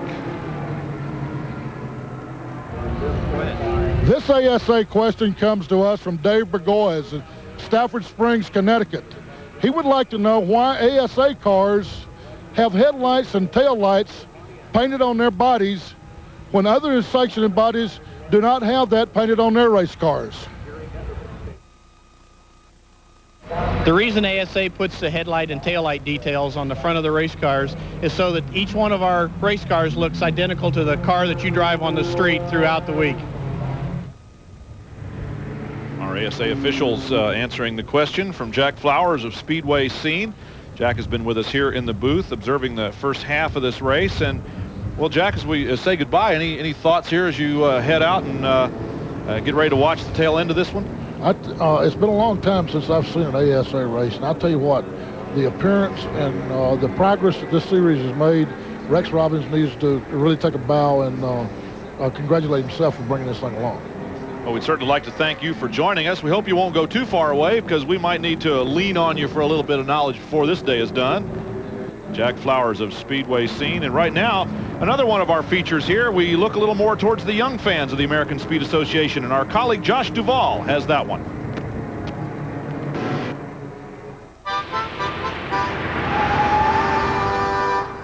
Hi, I'm Josh Duvall. There's been 2 women in ASA racing previous to now, but this year we got a 3rd, and Cindy Peterson's here to stay. Cindy, how'd you get into ASA racing? We raced area tracks up in Wisconsin on the dirt for about 6 years. We raced 2 years on the asphalt up at Slinger, and we figured it was time to move up and do something that was a little more nationally televised, so we picked ASA because that's where our budget was at. How do the guys treat you here in ASA? Well, the guys know that we're here to race. We're very serious about our program, and we're here to do one thing, and that's race, and they know that, so they treat me pretty good. Thank you very much, Cindy.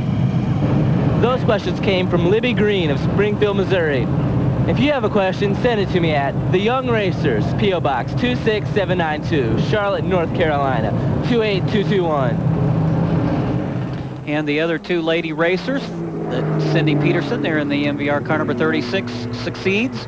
Janet Guthrie and Robin McCall, who is now married to Wally Dallenbach. You know that name. He was a regular for a while in the Trans Am Series and then NASCAR Grand National. He was supposed to be here this weekend, didn't make it. A lengthy pit stop for Scott Hansen in the number 53 machine. Ralph Shaheen has more. That's because he climbed out of the car and reigning ASA champ Butch Miller got behind the wheel. What's up, Scott? Well, the car is just unbelievably hot inside, and you know, I did something to my elbow last week, and I just kept saying it wouldn't bother me, and all the steering and shifting and everything, you know, it just got to me, you know. I mean, I hate to see this, you know. We always got such good cars here, and, you know, Butch might not have been able to come in. I don't know what we'd have did. We'd probably just slowed down and rode it out, but we got a good car. You know, I'm sure we get a couple cautions. Butch can bring it back to the front. One car everybody's keeping an eye on is Tony Raines, and Sandy Hang is standing by with his crew chief. Right now, Howie Leto's here. We noticed Tony did not come in during the last break. How is the fuel situation with you, and what are you going to do? Well, it's going to be close, but I don't think we'll have a problem with fuel. Tire wear is excellent. Goodyear really had a great tire here. And, car's running good. Tony's doing just a super job. He's so smooth out there. Terry Labonte's also awfully smooth, and Seneca, they're both going to be tough. Okay, well, you heard it from his crew chief. He's taking a gamble, and he's going for the checkered flag. Boy, the point standings look like they're really going to shake out with Mike Eddy, the points leader, coming in, dropping out of the race. Brian Refner having a very smooth, consistent run. Gary St. Amant is still in the top 10. Scott Hansen's car now drops to the rear of the field, and Butch Miller have his work cut out for him. Scott's a lot taller than Butch, so he's not going to be real comfortable in that cockpit, I'm sure. Glenn Allen, who had dropped from 2nd to 5th in the standings, he's suddenly now being shown in 4th in this race. So see some real jockey points positions before the day is out. The 2 contenders up front that we'll be keeping the closest eye on, of course, Tony Raines and now Terry Labonte. Let's go to Ralph Shaheen, who's down in the pits of the number 1 machine. Mike Jaffe is Jay Sauter's crew chief. You having brake problems?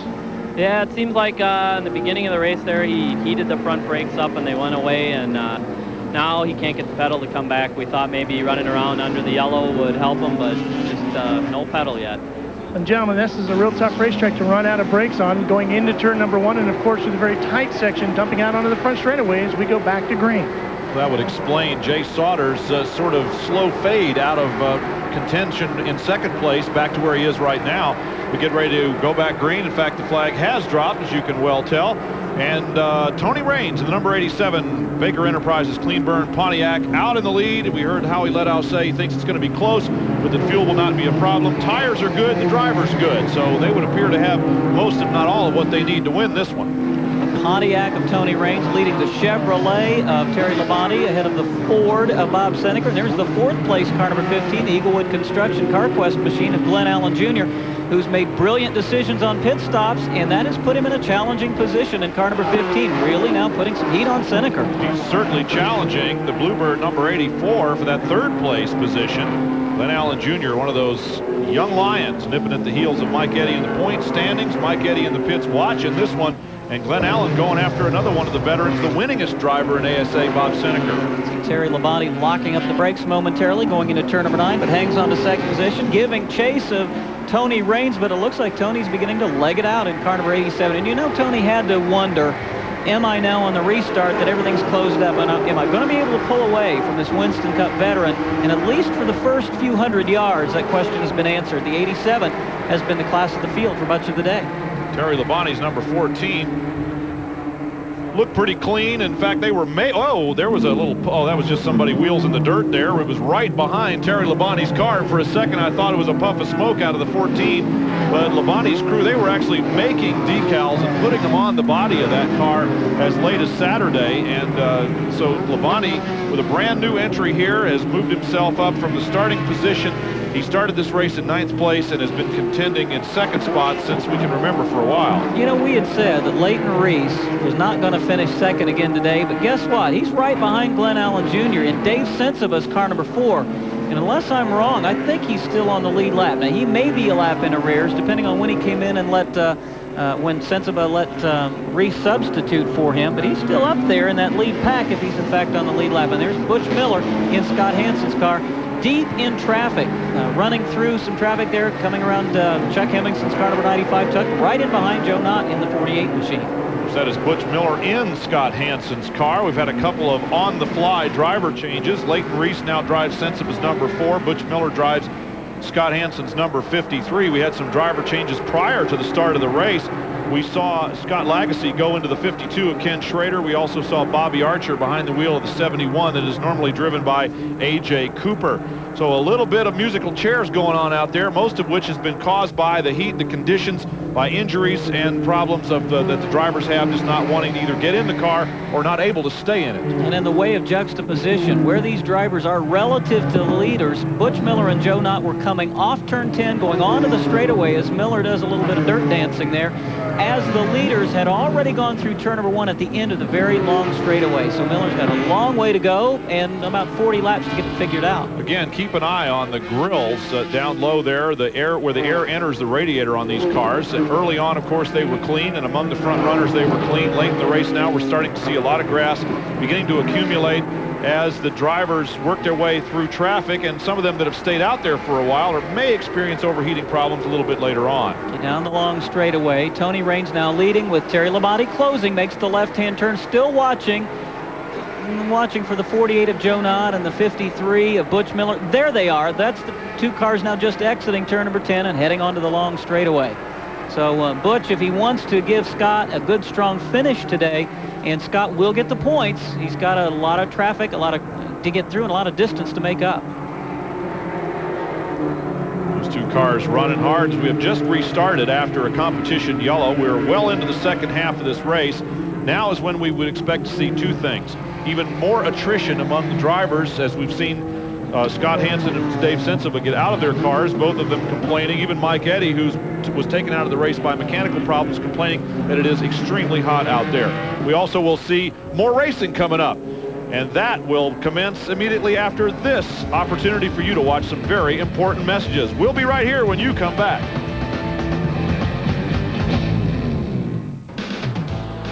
The Mello Yello 300 continues at Heartland Park, Topeka, Kansas. How would you like to really be a part of the race team? Well, Racing Electronics, the official communications equipment supplier to the American Speed Association, is giving away a unit and Bearcat scanner along with a 1 year's racer frequency membership on each ASA telecast here on TNN. To enter the drawing, send your name and address on a postcard to Racing Electronics, Box GFS, 8701 Mallard Creek Road. You saw the address in a moment. Charlotte, North Carolina, 28262.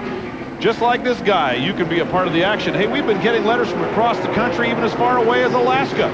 This week's winner is Albert Goodwin Jr. from Walton, Massachusetts. Congratulations, Albert, and enjoy your scanner from Racing Electronics. I'll give you an unofficial top 15. It is Tony Raines, Terry Labonte, Bob Seneker 3rd, Glenn Allen Jr. all over. Seneker in 4th position. Leighton Reese is 5th in Dave Sensiba's car, and look at Allen all over Seneker. He wants that spot. Scott Lagasse runs 6th in Kenny Schrader's car. 7th is Gary St. Amant. 8th is car number 1, Jay Sauter. 9th is Jeff Neal's car number 75. Darren Law shown unofficially in 10th. 11th through 15th, Darrell Waltrip.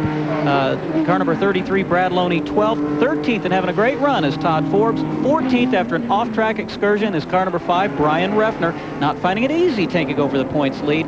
And we're showing Doc Conley, Yale Conley in 15th position. Butch Miller is unofficially 16th in Scott Hansen's car number 53. Glenn Allen Jr. is just driving the wheels off the number 15 car out there, the Eaglewood Construction CarQuest Pontiac. no holds barred, pulling out all the stops, getting the wheels up on the berms there, and Bob Seneker has been feeling heat all day long from a variety of different drivers, and now it's for third place with Glenn Allen Jr. challenging. Out front, Tony Raines trying to resurrect the old wide track Pontiac ad campaign perhaps of years past.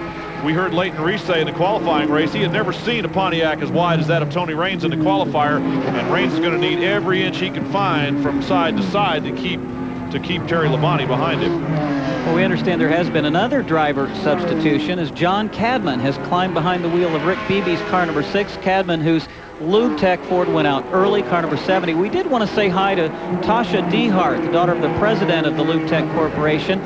She's been under the weather a little bit, and Tasha, we say, get feeling better, and sorry that Cadman wasn't able to have a better run in the Lube Tech machine today, but he's back out there in substitution for another driver. Of course, Rick Beebe and his crew cannot afford to keep that car off the racetrack or let that car not finish this race. They are leading in the Pat Shower Memorial Rookie of the Year competition, a $50,000 bonus, and of course a lot of bragging rights for the Dennis Grossnickel-led team of Rick Beebe, number 6. So they have put another driver out there. That is 3 substitute drivers during the race, a couple prior to the start. And we're seeing attrition from the heat. We're seeing teams that are desperately in need of keeping their race cars out there on the course because of the points battle, doing so by using substitute drivers. And the rookie battle is a good one. Rick Beebe with 806 points. J.D. Summers, who struggled a bit today after running strong early, having some mechanical problems, 764 points, just one ahead of Rick Miller with 763, and Steve Shive being shown 4th in the rookie standings with 716, but he also had a rough day today. Well, out of those 4 that you just mentioned, Rick Beebe's car number 6, really the only one running even close to contention, as you said before. Summers out, and we have a caution flag on the race course right now. I'm not sure why, I'm sure, but we will. One thing I am sure of is that we will find out why in just a moment. So Tony Raines, the battle with Terry Labonte will get a bit of a breather. And we will also take a pause from the action here at the Mello Yello 300 in Heartland Park, Topeka, Kansas. We're working our way towards the final quarter of this 104-lap race. See you in a moment.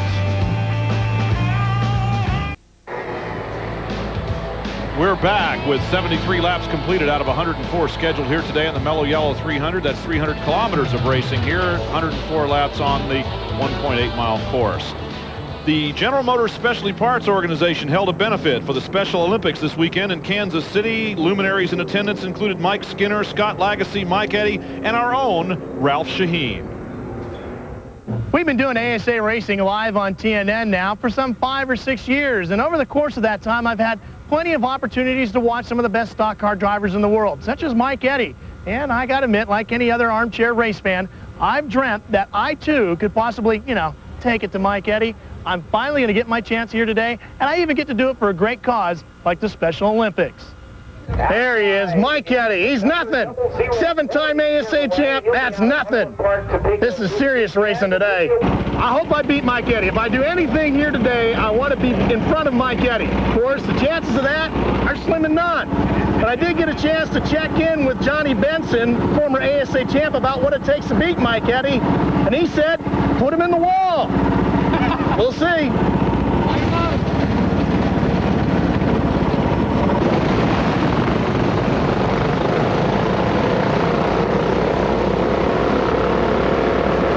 Well, I got it wide open and it's doing nothing.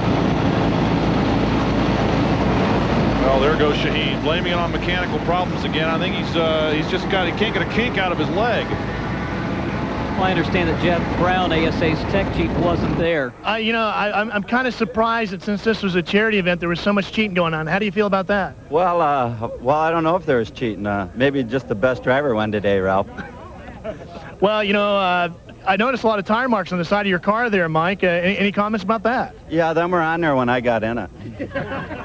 Like any of the best racing teams in the country, mine was a 2-car effort. Frank Gahn, who's in charge of sports marketing for GMSPO, was my teammate. And I'm vindicated, folks. His car performed just as badly as mine.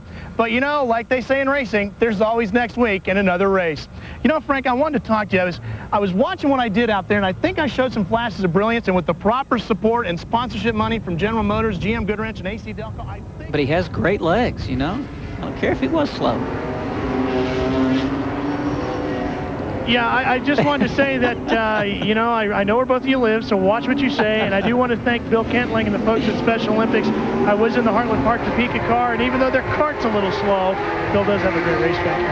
Well, some other thanks, as nothing has really changed up front as Terry Labonte continues to chase Tony Raines. We'd also like to say thank you to the folks from Robert Brogdon, his GM dealership in Kansas City, and especially to Hoot Gibson of the Robert Brogdon dealership, who provided 2 cargo vans for use by the TV crew for that special event. So thanks, folks, and KC, the Robert Brogdon people.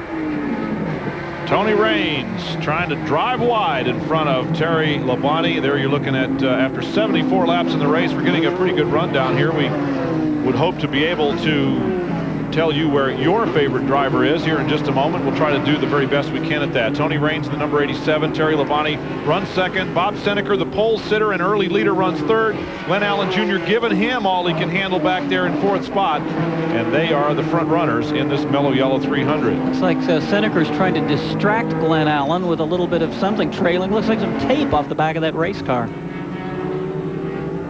Mike Miller running in the back of the field there. We saw him come in for an unscheduled stop and then cut a tire down. Sandy Hain with more on the 18 car.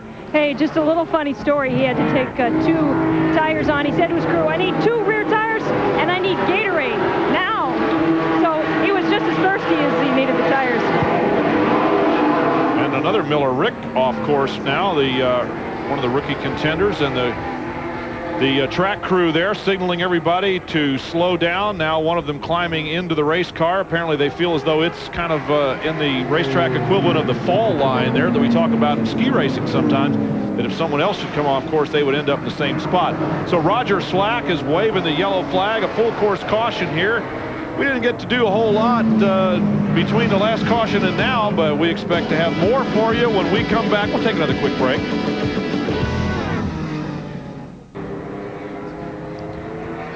Rick Miller into the barricade there, and the course crew really kind of with some urgency signaling for some help over there. We saw the lady that's standing behind the car right now a moment ago signal during commercial that the driver, Rick Miller, was not conscious, or not apparently conscious. It could be that he has passed out from the heat, or that the impact there has rung his bell.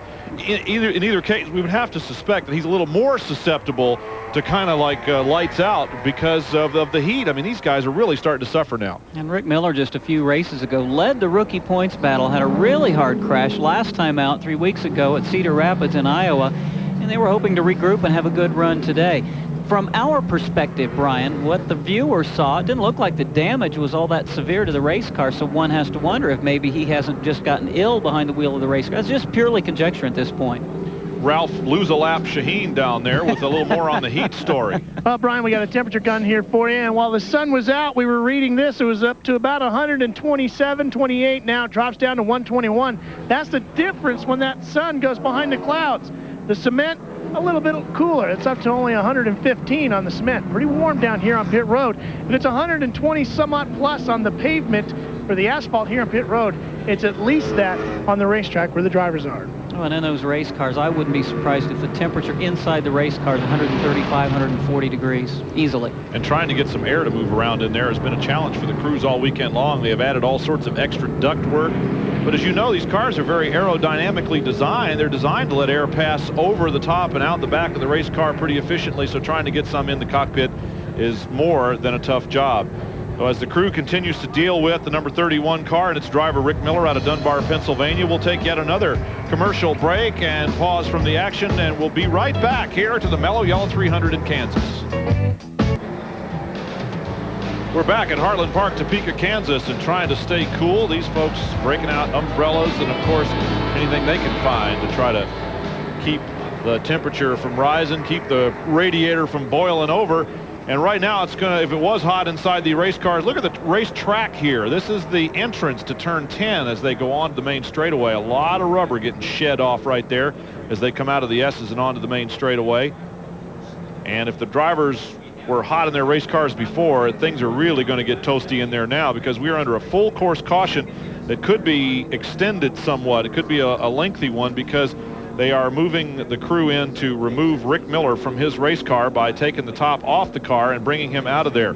He took a hard hit, And as the race cars that are still in the race circulate the course very slowly, even less air than before is going to be coming in there, and these guys are going to get boiled real nice inside the cars now. Well, this happened yesterday with both Kerry Teague's incident in the Super Truck race and Doug Mayer's ASA practice crash, where they brought in the jaws of life and removed the top of the race car. And that always looks really serious. And when you're a race fan, you know, it kind of makes you concerned, as you are concerned, but in most cases it's a very precautionary kind of thing. If they suspect there might be a neck or a back injury, rather than aggravate it by dragging a driver out of the race car, they'll err on the side of being conservative with him and taking care of him. I know Kerry Teague, boy, it took a long time to get him out, and there was a lot of concern. He ended up back at the racetrack. But you do take a really hard ride. These cars have a very rigid center section. It's designed as a cocoon to protect the race driver. But when you do hit, you hit very hard. And there's not a lot of runoff room here at Topeka compared to some other road courses. A lot of road courses, once you go off course, there's a long way to run off before you get into a concrete barrier. Not so here, so you can still be at a very high rate of speed when you do contact the concrete. So just as quickly as we know something on Rick, we'll let you know. Well, there's also a possibility of a red flag, because the drivers will certainly be voicing their concerns, as will the crew, about how hot it is to just be driving around out there 10 or 15 miles an hour behind the pace car. So they may stop the race while they remove Rick Miller from the race car and let these drivers get out of their cars and cool off just a little bit. We're understanding that the red flag has in fact been shown to the field. There it is, Roger Slack waving the red. So they are going to let the other drivers come down onto pit road, climb out of the cars and cool off a little bit while they get Rick Miller out of his race car. Well, the way they were running prior to this stoppage of this race at lap 78, it was Tony Raines, the leader, who's led much of the going. Terry Labonte ran in second position in car number 14, followed by Bob Seneker, Glenn Allen Jr., and Leighton Reese, who was in Dave Sensiba's car. But just prior to the red being displayed, Leighton had brought that car onto pit road. Scott Legacy was shown in 6th, Gary St. Amant in 7th, 8th was Jay Sauter's car number 1, Darrell Waltrip was 9th in car number 17, car number 75, Jeff Neal, was in 10th position. 11th through 15th were Brad Loney, shown in 11th, Brian Refner, who may leave here the new points leader today, in 12th, Todd Forbes 13th, Dr. Yale Conley 14th, and Joe Knott 15th. Two other drivers still on the lead lap. Butch Miller subbing for Scott Hansen 16th, and Chuck Hemmingson 17th position in car number 95. So there you can see the ASA officials lining the cars up. They're going to leave them, of course, in their running order on the racetrack rather than scattering them all out in their pits, which are in a decidedly different order. Here's Bill Baird in the number 26 machine. He was doing a good job earlier in the race, and now, of course, has slipped back just a little bit. Bill, an interesting fellow that loves to fly, and he has a very special airplane, invited me to kind of play with his new toy just a little bit. It's just a little snug here in the back. Of course, I had to put on a flight suit along with his pilot. Probably the only vehicle you'll ever see. Probably the only time I'll ever get in a vehicle where the button for the air conditioner is right next to the one that says bomb drop. And that was a pretty interesting sight as I was sitting in the rear cockpit of the plane with Bill Baird's good friend Bill Brunette, I believe his last name is. It's the pilot giving a thumbs up. We're getting ready to go a little bit of booming and zooming in an L-39 Albatross. This is a Czechoslovakian-built, Russian-designed fighter trainer. And there are about 20 of these in the country, Rob, that, well, Bill Baird, this is his newest toy. He's already gone through aerobatic planes and a number of other pretty fast-flying aircraft, and this is his latest foray into the field of sport flying. And I was pretty thankful that we returned from a couple of nice fast runs over the racetrack, all intact.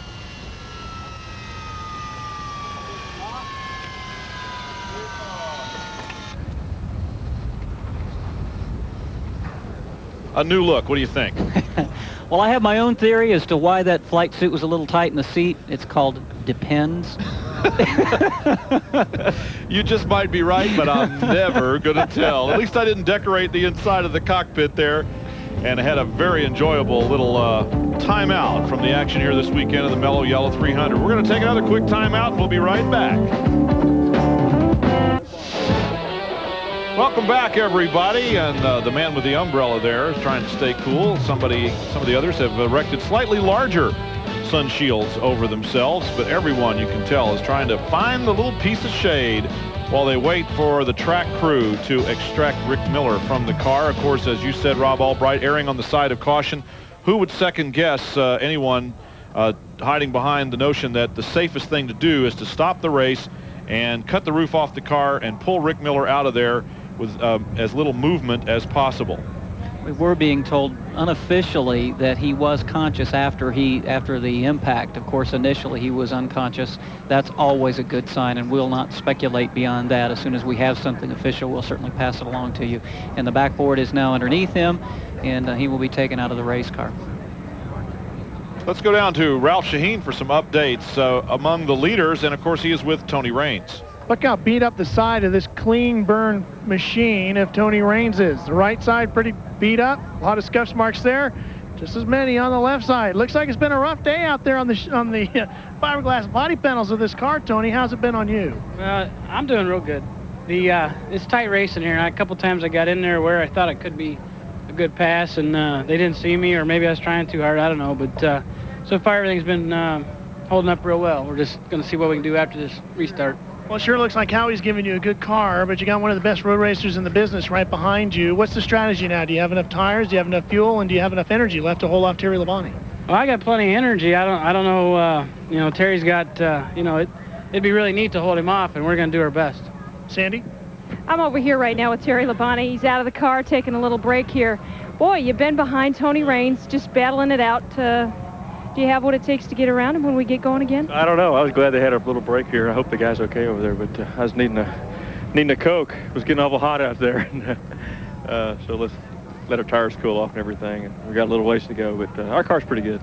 Well, we're looking at the front end of your car, the hood here. I don't know if you want to take a look, but it's a mess. Looks like you got a lot of fluid. We were looking at the front panel. Got grass on the grill, that kind of thing. Terry, want to ask you, is the car handling okay? Is any of this affecting the intake? Engine's okay, not overheating or anything? No, it's running good. Temperatures look good, everything, and it's just really hard to pass. And Tony up there is running really good, and his car is really strong. So I got up beside him there once, getting in one there, and decided I better wait a little bit. But I don't know, we're pretty even. It's going to be tough to beat. Okay, let's go on down pit road to Ralph Shaheen. He's with Bob Seneker. Bob, this car was very strong early on, and now you sit back in third. Any changes to it? It's not quite as comfortable as I wanted it to be. At the first part of the race, it was pretty good, but slipping and sliding a little bit. None of the guys are really tough. It's going to be tough to win this one from where I am. I hope I can hang on. Maybe I'll get a break and go to the front. We don't know. You got it pushed in right front quarter panel here, just in front of that tire. Has that been causing you any problems? One of my brake ducts is busted now, and I'm having a little trouble with the brakes, so I got to be a little more careful going in the corner. That's what's slowing me down right now. It's handling all right, but just kind of concerned about the brakes. How about Bob Seneker? How's he holding up? Well, this red flag makes me feel pretty good. Sandy? Well, I'm over here with Glenn Allen Jr. He's slowly but surely just been weaving his way through the pack. He's now in fourth position, I believe, behind Bob Seneker. What did you do to get there? It looks like you pitted an extra time compared to Tony Raines. Is this part of your strategy? Well, no. Early in the race, we wanted just to make one stop, and the car was a little loose, and we wanted to tighten the car up and really get it good. We knew we wanted to stop halfway and go the distance instead of pitting, with 20 or 30 to go. So we pitted early, getting the stagger right. If the stagger didn't cure it, we were going to make a chassis adjustment when everybody else pitted. So it just worked out good for us. The Eaglewood Construction, CarQuest Auto Parts, Pontiac's running good. We're giving Bob a good run. We're working on him out on the backside. Front straightaway here, he's working on us a little bit. So I was hoping we could just keep going till the end, because we was trying to pressure him, and hopefully the old guy gets tired. But looks like he's going to get a refreshment. So. Talking about refreshment, I can't let this fashion statement go here. Hot out there? Well, it's hot. I feel really good, and emotionally and everything else, where I'm not going to pass out. I'm just getting kind of chilly where inside the car's hot. I got an open face helmet. Most guys got the full face helmet with air duct where they're pumping in cool air or dry ice or something like that.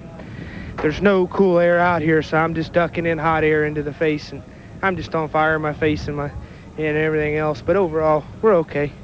Okay, let's go now to Ralph. Thanks, Sandy. Well, Scott Lagacy is out of the car over here. He's talking to his car owner, Ken Schrader. And Scott, obviously, it looks like your feet are burning up a little bit now. Schrader, you were showing him something that you've always done for years with your shoes to help keep you cool. How's this work? Just when you got one of the meltdowns, you just take a knee pad and stick your toe through there and get that on your heel, and it'll get you through it. Scott, how bad is it in the car? Oh, it's not too bad. It's a little warm. I hated to get Kenny out of the trailer, though, boy. I tell you what, he's up there in the AC watching on the satellite dish, enjoying the TNN broadcast. So this is going to be bad, this red flag. I'm going to have to pay for this one. This crew, I tell you, I've never seen a crew anywhere in racing that jokes around with each other more than Schrader's a bunch. What a job. Ralph Shaheen and Sandy Heng just covering pit road from one end to the other. A couple of thoughts that occurred to me in watching all that. Of course, the fashion statement of Glenn of Arabia there with a towel on his head.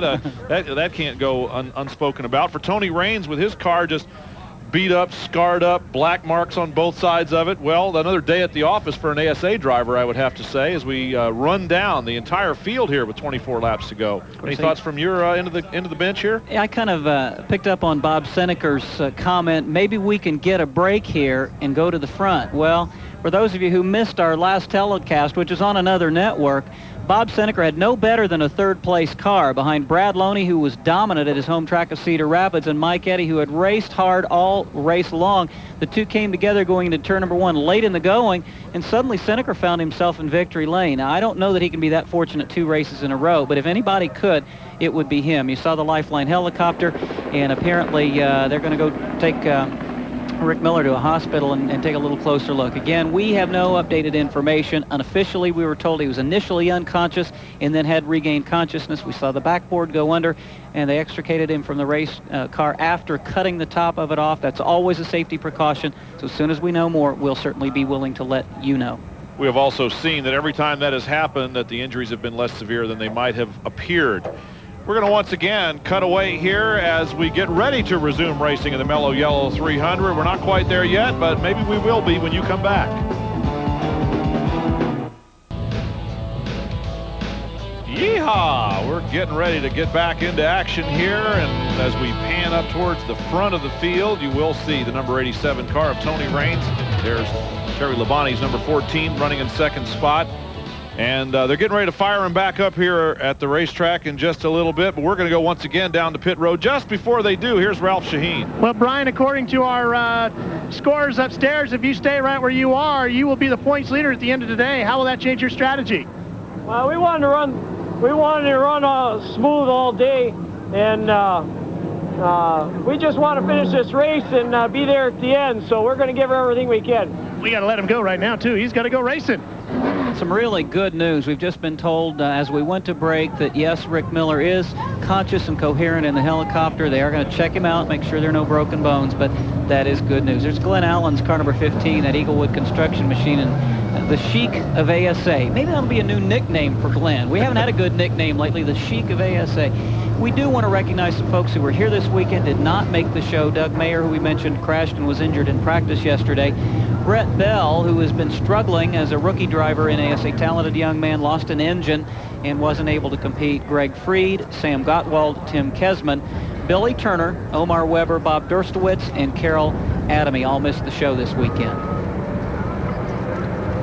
Well, if they call Glenn Allen Jr. the Sheik, that'll just be added on to the nickname.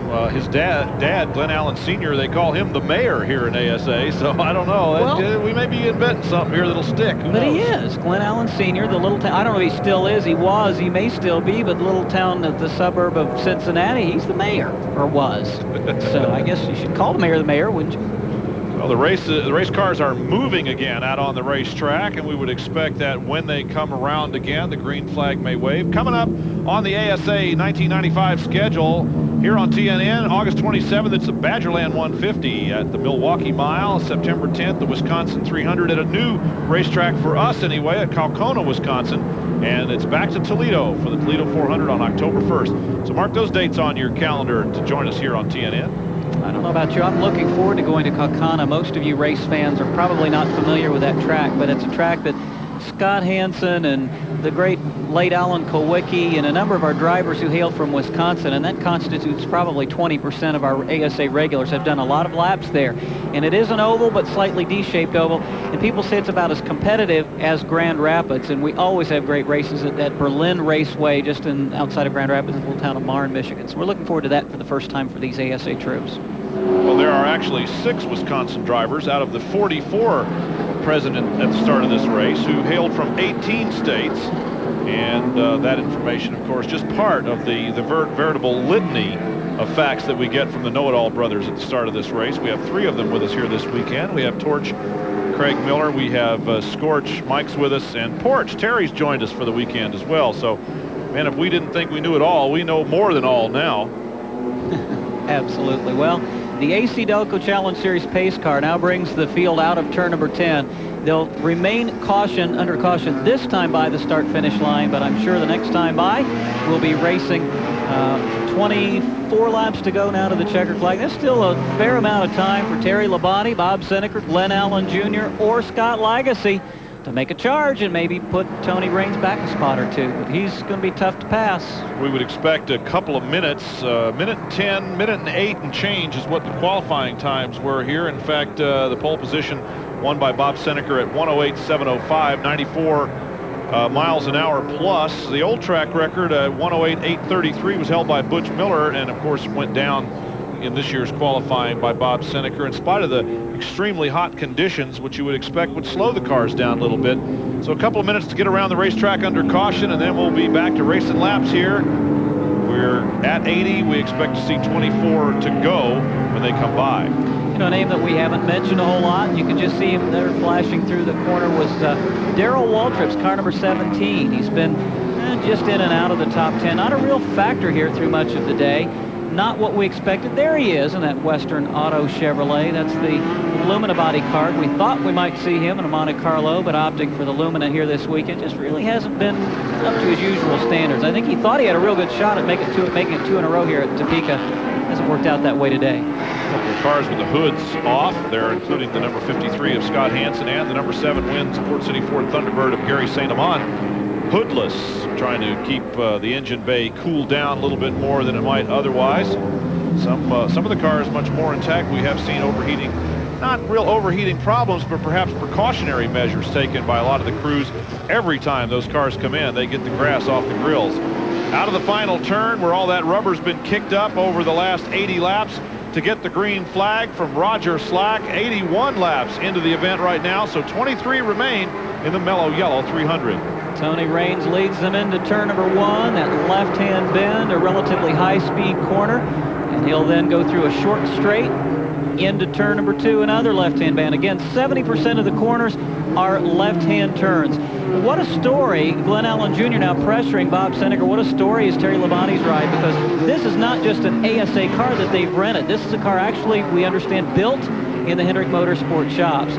That is a disadvantage when you're coming to a series for the first time. This is Terry's first start here. And now he has got a problem. Terry Labonte apparently with a problem. He's dropped 2nd and now 3rd position. As you said, you kind of made the gesture here in the booth. He might have missed a shift.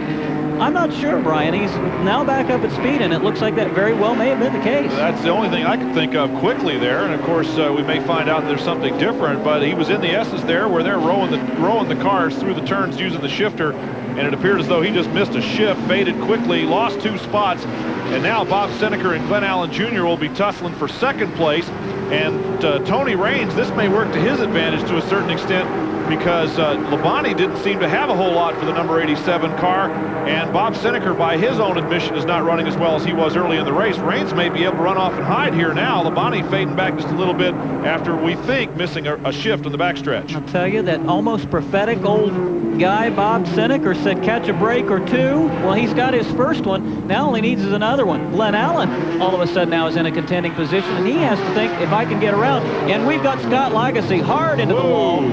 And we saw Jay Sauter taking evasive action. Kenny Schrader's AC-Delco car number 52, the Monte Carlo, very, very hard into the wall.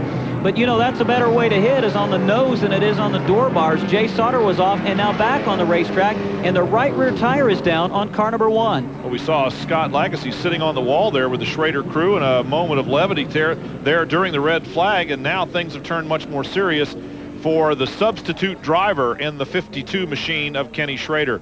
Scott Lagasse, and there is the crew. They've been watching, of course, on the telecast. There's Kenny Schrader watching now, and anxiously as we are to see some signs of movement in that cockpit out of Scott Lagasse. And standing there also was Rick Hendrick, the owner of the Terry Labonte and Kenny Schrader Winston Cup cars. And we can see Lagasse is moving around in the car. He was talking to safety personnel. That is always a good sign, of course. Well, you can see there's much less urgency, and they're just now simply motioning for the cars to stay wide. Let's take a look at the replay here. We saw a little bit of a wiggle out of the 52 car prior to it going off course. Let's see if we can pick up on any more. Now, he was running in 5th position behind Terry Labonte, just out of frame. You can see, I think that is Jay Sauter, is it not, that is running through the grass in car number 1, and there is Scott Lagacy's, Gary St. Amant. I saw the black back in, and it was Gary St. Amant's car number 7 that had gone off track. Now, St. Amant was running a couple of spots behind Lagacy. You can see Gary sliding off, and it almost appeared that maybe Gary was trying to make a pass on Scott as they hit hard, and Jay got a little squirrely, and he clipped, it looked like, with his right rear, the left front corner of Lagacy's car number 52.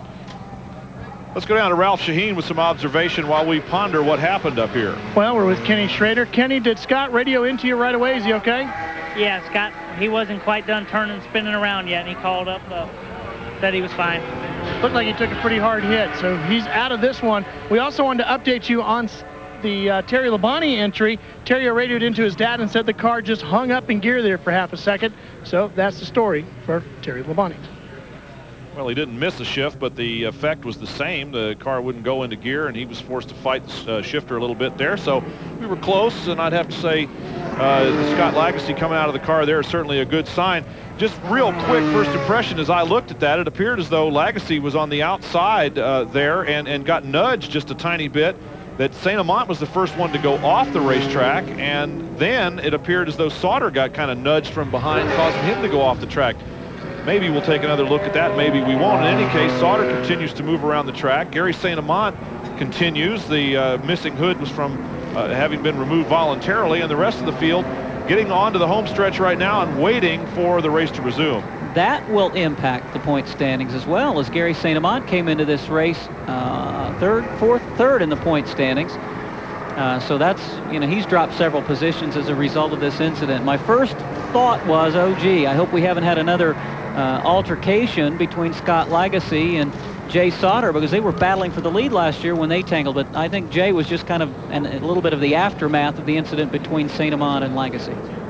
We're going to go for another pause in the relative lack of action here, as we sometimes put it, with yet another question posed by Jack Flowers of Speedway Scene. We'll come back with the answer right after this.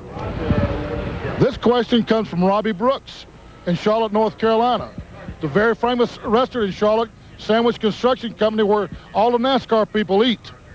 Robbie would like to know if the ASA people eat at Sandwich Construction too. Hi, I'm Brandon Sperling. I drive the number 51 Ultra Custom Wheel Chevrolet, and I eat at Sandwich Construction all the time. I'm Brad Loney, driver of the number 33 Winnebago Flex Steel Industries H&W Motor Express Chevrolet. And whenever I make it to Charlotte, the first place I go to eat is Sandwich Construction. Now that I make my home in Charlotte, North Carolina, the Sandwich Construction Company is just about an everyday kind of thing. Whether you're an ASA fan or any other kind of racing fan, it is the place to eat. There's plenty of ASA memorabilia hanging on the walls, including championship helmets from Mike Eddy, body panels from Johnny Benson's old number 21. Lots of stuff, great food. The Sandwich is the place to go if you're an ASA fan. Well, Brian, you live in Atlanta. I live in Naples, Florida, but I'm thinking about maybe moving to Charlotte in the not-too-distant future. Guess where I'm going to eat lunch? Sounds like everybody eats there. Well, please invite me to go along with you, Okay. because apparently I don't have enough pull to get a reservation there. I've not been able to get in the door of the place yet. So let's go down once again to Ralph Shaheen, and he's with Scott Lagacy, who is apparently very much okay. And has made his way back to the pit. Scotty, all right? Yeah, I'm fine. I'm okay. This car doesn't look so good in the left front corner, though. Tell me what happened. Well, we've been having an ignition problem about the last 20 laps back there before the red, and it cut out in turn one that time at the end of the straightaway, and then coming back up off the corner. And one or two of the cars behind me got a run on the inside, and we made it to turn three or turn two, and same thing, the motor just shut off. I tried to get out of the way, even got the right sides off the track, and just slow going chicane. We were just kind of a moving target out there, and one of the cars cut back across when I was trying to get back on the track. So bad day for Kenny's car, that's sure. Scott Lagacy's day is done, but at least he's okay. Well, just the slightest trace of a smile from Scott Lagacy, who Ralph said was among those rather humorous crew there of Kenny Schrader. We're here at the Mello Yello 300. The 1995 AC-Delco Challenge Series on TNN is brought to you in part By Win Oil Company, makers of quality automotive car care products. Remember, when it's wins, it works. By your GM Goodwrench service dealer. We want your business. By Just for Men Gel, for that hard-to-color gray in mustaches and beards. And by Pep Boys Automotive Supercenters. The crowd anticipating the final 18 laps as it stands right now of this 104-lap event. Tony Raines in the Clean Burn Enterprises Pontiac out front. Baker Enterprises Clean Burn, I should say. And once again, the wide track Pontiac ad campaign of, I think it was the 60s, might be very much in evidence here for these final 18 laps, as Bob Seneker now will be the one to try to challenge the leader, Tony Raines, and perhaps pressure him into making a mistake. I don't know. I don't know. Tony's looked like the man of the hour today. And there is Darrell Waltrip, who had moved into 5th position. He now has lost 5th to car number 5, Brian Reffner. So those drivers have been the beneficiary of the problems of a couple of others as they charge their way up into contention. Pressure of the utmost kind is coming in this particular little group of cars from Glenn Allen Jr., Sheik Allen, we should say, against Bob Seneker. Glenn is really putting the heat on Bob Seneker, number 84. We heard him say that he was hoping they could have kept going, and that, in his words, the old guy might get tired. But I don't know about that. Bob Seneker's a pretty tough old guy, if you even want to call him that. He's tough. He's not that old. He just seems old because he's been around the doggone series for so long. And won, what, 74 races in ASA? Yeah, by far the most of any driver. Mike Eddy is about 30 behind him, and then it's Butch Miller and Dick Trickle and a whole lot of other well-known names like Mark Martin. But Seneker, in the early days of ASA, was invincible. Still one of the guys to beat. And here comes Terry Labonte charging back alongside Glenn Allen Jr. Again, it looks like he may have a little bit of a horsepower advantage down this long straight. Well, after having a momentary transmission problem, he has regained 3rd place. He had been challenging for the lead, and now Glenn Allen Jr. is forced to do battle behind Terry Labonte. Brian Reffner just kind of patiently watching things go. And how many times have we seen, well, here we have car number 5 in 5th place. That happens every time, it seems like, where the car number and the place on the racetrack seem to match. Who's going to win this race, Brian? What do you think? I don't know. I like Tony Raines. If that car is going to stay together, and we would have to expect that Howie Leddow and the crew have done a super job in preparing the car and only the whims of luck. But he is showing a lot of power as he's able to pull away from Bob Seneker on the straightaway. Seneker was doing that to everybody else early in the race.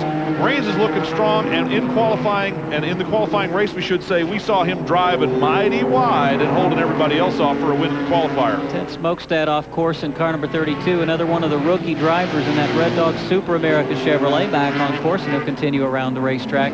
You know, Tony has not been known until this year as a road race driver, but it just proves one thing. You can have all the talent in the world, and if you haven't got a car underneath you that handles on a road course, you're not going to win, and you're not going to convince people that you're that great a road racer.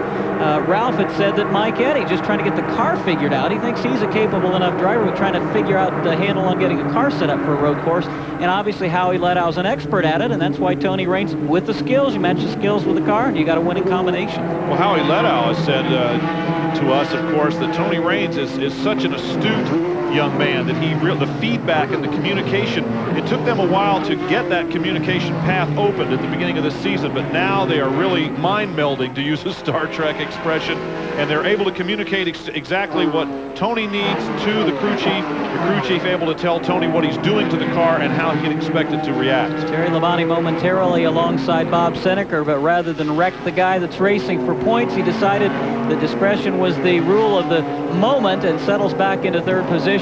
But Tony Raines absolutely has to love what's going on behind him, as he's now open an 8 or 10 car length advantage.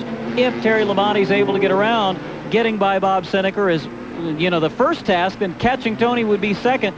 Even if he caught him, I'm not sure he could get by unless Tony would make a mistake. Well, there's Darrell Waltrip, who has thrown himself back into the fray here, and we're seeing Tony Raines just absolutely able to outdistance everybody. We saw Labonte pull out into what he thought might be the passing lane, thought better of it, ducked back into the draft behind Seneker, and Glenn Allen Jr. there with Brian Reffner pressuring him. And Joe Knott has come slowly onto pit road in car number 48. The young man ranked 10th in the points, the youngest of all ASA regulars. Looks like his afternoon is done. Ralph Shaheen with a comment on the number 17 car and Terry Labonte. To update you on Terry Labonte a little bit, Brian, that car was not built at Hendrick Racing. It was actually built at Labonte Racing, which is just outside of Charlotte. Terry's father, Bob, doing all the work. It's a team that is owned by Terry and his brother, Bobby, and they plan on owning this car and keeping it. If either one of the two Labonte brothers or David Green, who drives for Bobby, decide that they want to enter another ASA race in the near future, they will have a car ready to go. It is a Port City chassis. Now, the Coca-Cola sponsorship came out of the Hendrick deal.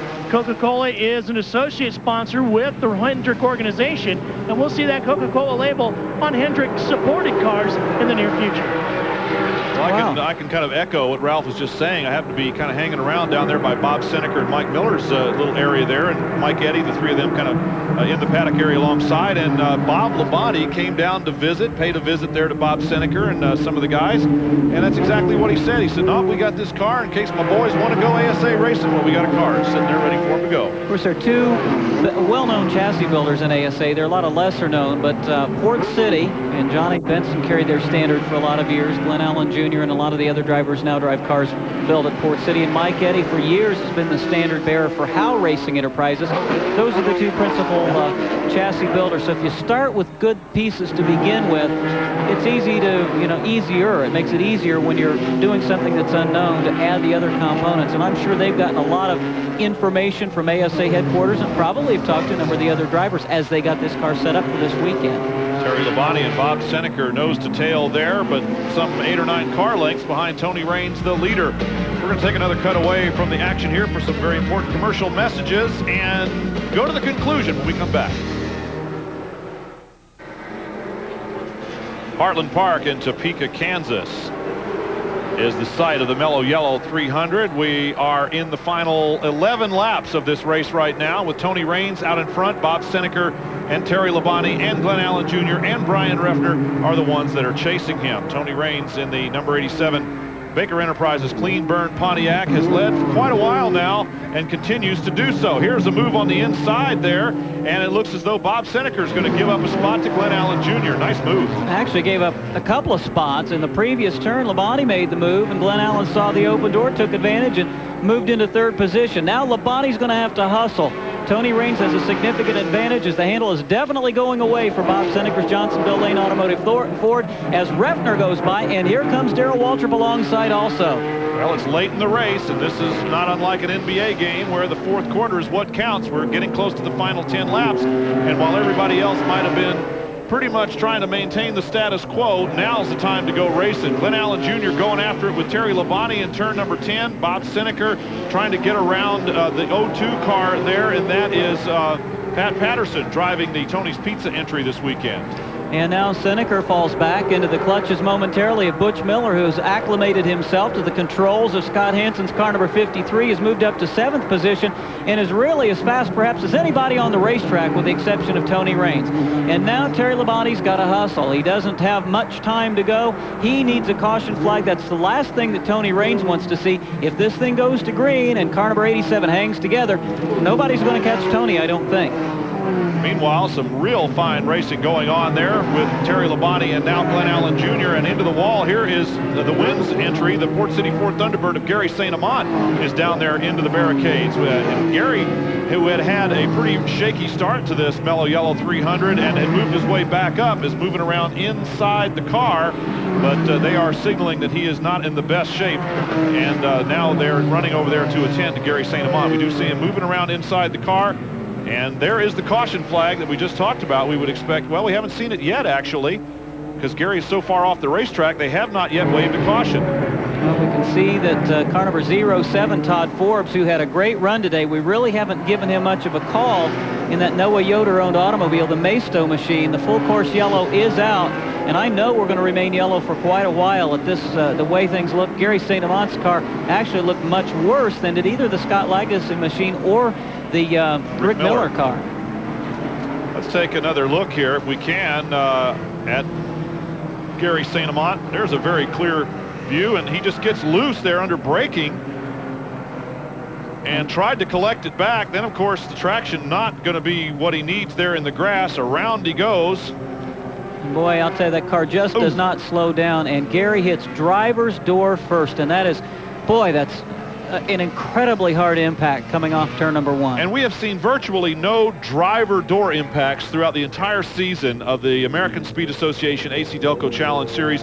And this weekend, not only in the ASA race, but in the Super Truck race yesterday, that has been the norm rather than the exception.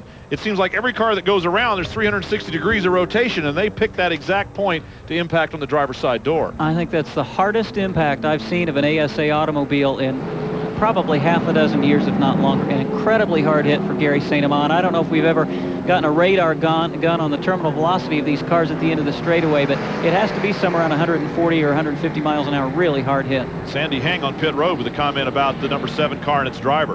Well, I just talked to Gary St. Amant's crew. They're huddled around the TV screen looking at what happened. They said before the incident, the car was handling just fine, so they don't know what happened.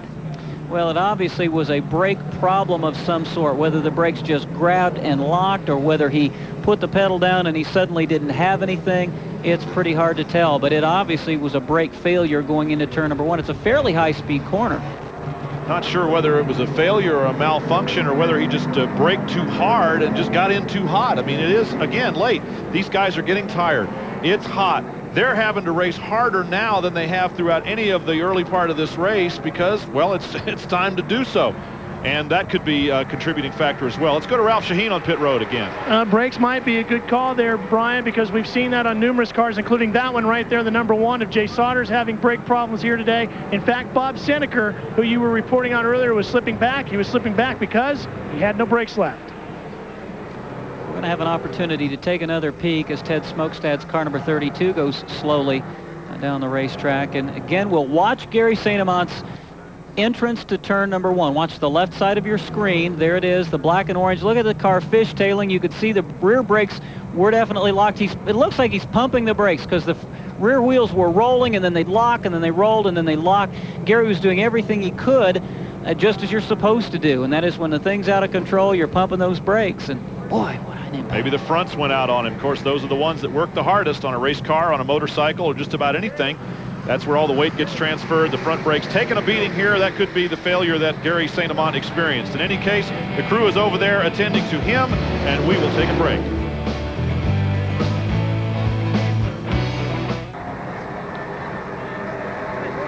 Here's a look at the standings with 8 laps to go in the race. The good news immediately that we want to pass along to you is that the track crew is talking to Gary St. Amant and that he is responding. So that's the good news. As we look at the top 20 here, 8 laps remain. Of course, the race up front has been quite spirited throughout this entire event. We have seen several lead changes, but right now Tony Raines has pretty much owned the racetrack here at Heartland Park, Topeka.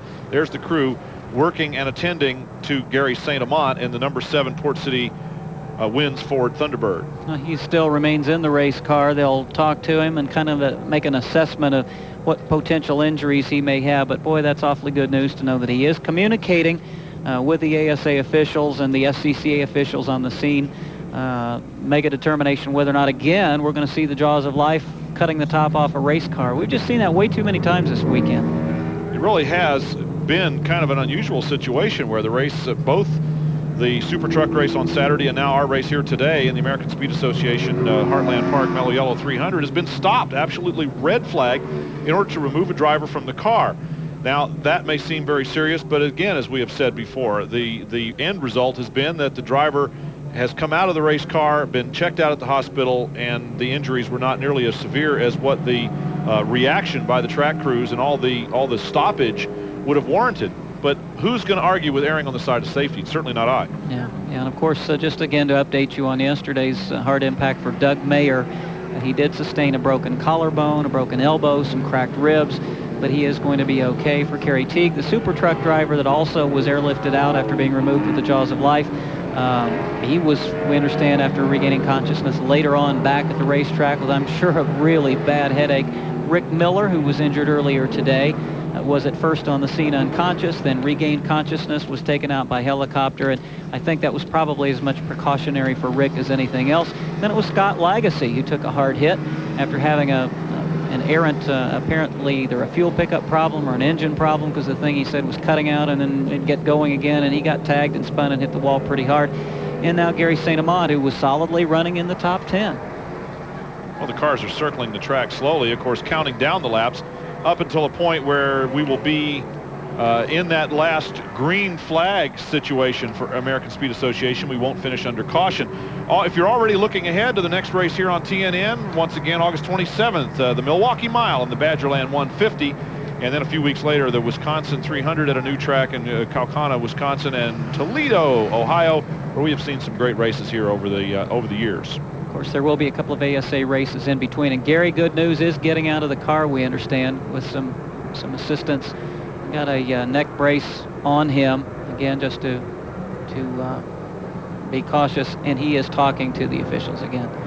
What I started to say, we've got 2 races between now and our next televised race here on TNN. We go back to the half mile at Berlin Raceway in Grand Rapids, Michigan, which is the home of a lot of drivers like Johnny Benson and Butch Miller, who've been some ASA superstars, and it's a place where Mike Eddy loves to go and get booed, but always runs well there and often wins there. Then we go to the quarter mile at Anderson Speedway, a high bank quarter mile racetrack, and then to the mile at Milwaukee. So they go from a road course to a half mile to a quarter mile to a mile. Most versatile stock cars in the country. These are the ones. And we're winding this thing down. We've got 98 laps complete. Brian, there's just 6 laps to go in this race. I'm sure they're going to have Gary's car off the racetrack in time to finish this race under green. And for those of you not familiar with ASA racing rules, whenever finish a race under caution, you will see a race to the finish. So Tony Raines will not inherit it. He's going to have to earn a victory over Terry Labate, Glenn Allen Jr., and who knows who else. Well, the good news, not only because Gary St. Amant climbed out of the car under his own power, is that, well, that's good news in and of itself, but that we will not have to stop the race to remove him from the car. So we will be back, and we expect to resume racing here very shortly. And when we do, you can guarantee it is going to be a good one. Tony Raines continues to lead, but the challenge is there. We're back. The lights are still on in the pace car. The word is they may leave Gary St. Amant's car where it is. Apparently it's far enough out of harm's way, or potential harm's way, that they're not going to deal with taking it off the race, well, off the field surrounding the racetrack. Gary did make a pretty good run once he left the pavement to get to that barrier wall down there, and when he got there, he hit it pretty hard, but he is okay and out of the car. Some of the cars in the pack just outside the top 10. You can see Todd Forbes' car number 07 was in the top 10, but made a stop on pit road. And there's Gary St. Amant's wins car number 7 that was running in the top 10. Appeared to be heading Gary to a good finish and maybe a bump up in the point standings. Might have even made his way around Mike Eddy. I don't know, depending on how things shook out when it was over. But that car is now going to kind of sit hopeless and helpless to the finish of this race. 99 of 104 laps complete. ASA rules call for the last 3 laps, or just a little under 6 miles, will be run under green flag conditions. So if we reach lap number 101 and remain under caution, the lap count will stop and we would resume it at that point, once we went back to green, of course. The AC-Delco pace car, Danny behind the wheel there, and the field lined up behind Tony Raines. A couple of things come to mind immediately here, some short range, some long. Tony Raines, of course, had worked out to a fairly substantial lead, probably 10, 12 car lengths at least, over his challengers. The other thing is that Brian Reffner, in terms of the point standings, appears to be the young man in the catbird seat right now. We heard Ralph say that if he stayed right where he was, he would end up the points leader at the end of this race. And, well, he has done that and more. He is currently running it for the 3rd place, I believe, or 4th on the racetrack.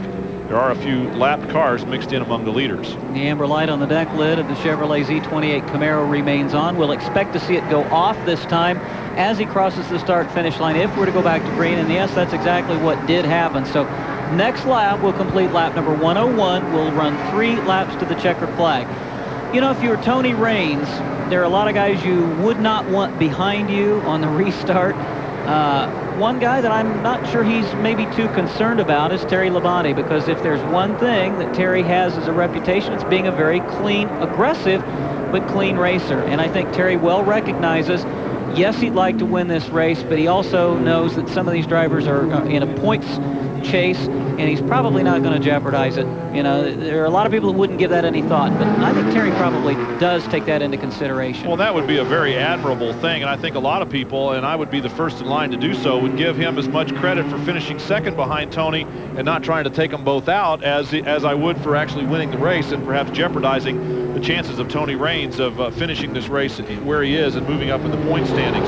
Tony suffering from early season problems in the standings here and has not really been a contender in the points competition so far, but he has really begun to put his program back together. He's all the way down in 9th and nearly 300 points out of 1st. This will certainly move him up in the standings, as it will Brian Reffner. With Mike Eddy out early, Reffner will probably be, and again we say probably only because this race isn't over yet, the new points leader. We'll see if Terry Labonte tries to make his move on the restart. Tony Raines has had a very fast car off turn 10, and let's see as they'll fan out coming off turn number 10. Watch the jockeying for position. Everybody stays pretty much in line. And if Labonte's going to make his move, it'll be near the end of this long straightaway. Well, he's probably trying to just stay in the draft because consistently Raines has shown the ability to run off and hide under acceleration. He didn't do it this time. Labonte stayed very close indeed. And now the race gets even more interesting because Labonte's strength has been in the infield part of the race course. He, by far, the more experienced of the two that are racing for the lead right now. But the experienced chassis man is on pit road for Tony Raines. That, of course, is Howie Leddow, who turned the wrenches for a number of Rookie of the Year drivers in ASA and has turned the wrenches for racing veterans like Scott Hansen and guided him to victories. And I think this just may be the first of what may be a lot of wins to come for Tony Raines and Howie Leddow as a combination. A lot of folks expected great things right out of the starting gate. They were slow in coming, but they are really putting their program in shape. Ralph Shaheen with some thoughts on Terry Labonte, Ralph. Well, Rob, I think might have hit it on the head there, Brian, because Terry Labonte has struggled to dial in this chassis all weekend long. And a big tip of the hat to Bob Labonte and the crew. They have struggled and fought hard to get this car to run as well as it is here today. But Howie Leddow definitely is the chassis master when it comes to road courses. If that evens out, then it becomes, where does the experience lie? Well, we just saw another great example of Tony Raines getting the jump out of the final turn and onto the straightaway. He was able to accelerate noticeably quicker than Labonte. Labonte, though, tucking into the draft and minimizing the loss of real estate there as they go into the backstretch part of the course. Another thing, Rob Albright, a question I'll ask and perhaps answer myself with your help, and that is, will Terry Labonte pressure Tony Raines into making a mistake? He is the younger driver. My answer is I don't think so, for a couple of reasons. Tony has shown a lot of consistency and level-headedness over the years. The other thing is Tony just doesn't get real excited about much. Yeah, his personality reminds me so much of a Bob Seneker. He's unflappable in and out of the race car. No matter what happens, his emotions are always totally under control. I think one time I saw him at Salem Speedway get upset with somebody else. It was like, I hope somebody captured that on a photograph for posterity, because you just don't see it happen. Will Terry Labonte pressure him? Of course he will, but he's not going to do it with the front bumper. And look at the run that Raines gets off turn number 10. The white flag getting ready to wave. One final circuit of the 1.8-mile road course here at Heartland Park, Topeka. And Tony Raines might have been doing what we used to call in bicycle racing, giving him the old razor there, showing him not quite all the acceleration that he had, because this time he really poured on the coals coming out of turn number 10 and opened a huge gap compared to what he had been able to do before. Now Labonte's really got to work hard to try to close up nearly 2 full car lengths on Tony Raines, who is a half lap from winning his first ASA race in a long time. It's been 3 years since Tony Raines has taken a checkered flag. If desire is the criterion by which this victory is awarded, Labonte will finish in second position. Nobody wants a victory any more than Tony Raines does right now. Glenn Allen Jr. has separated himself from Brian Reffner. These two will duke it out, and all that Allen can do is hope one of the two in front of him makes a mistake. It was supposed to be a Ford racetrack. It's a Pontiac, a Chevrolet, and a Pontiac running 1, 2, 3. Then it's Reffner and car number 17, Darrell Waltrip.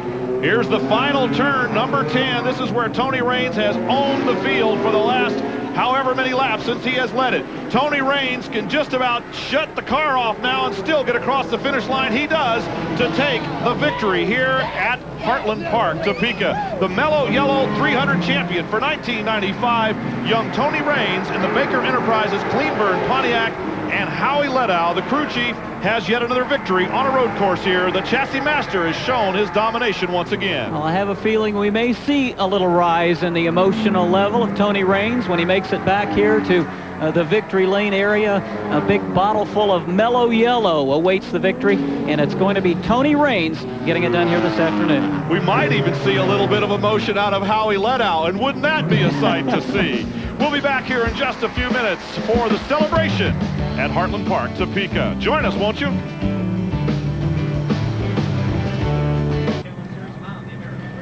We're back to the Mello Yello 300 here. This is the unofficial results down through the top 10. Of course, the winner, Tony Raines. And we're going to go quickly down to the winner, and Ralph Shaheen. Boy, way to go, Tony Raines. You beat him. You got to win, and you beat one of the best road racers in business. You got to feel great. I can't tell you how good I feel. This is really great for the team, the guys, our sponsors, Pontiac, you know, Mello Yello.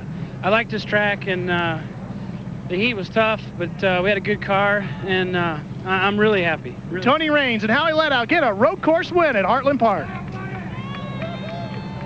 Well, a little bit of the emotion that'll no doubt increase as it begins to sink in that Tony Raines has won a road race, that he has won his first ASA event in better than 3 years, and that he has won that event over Terry Labonte, one of the finest road racers in any form of stock car racing.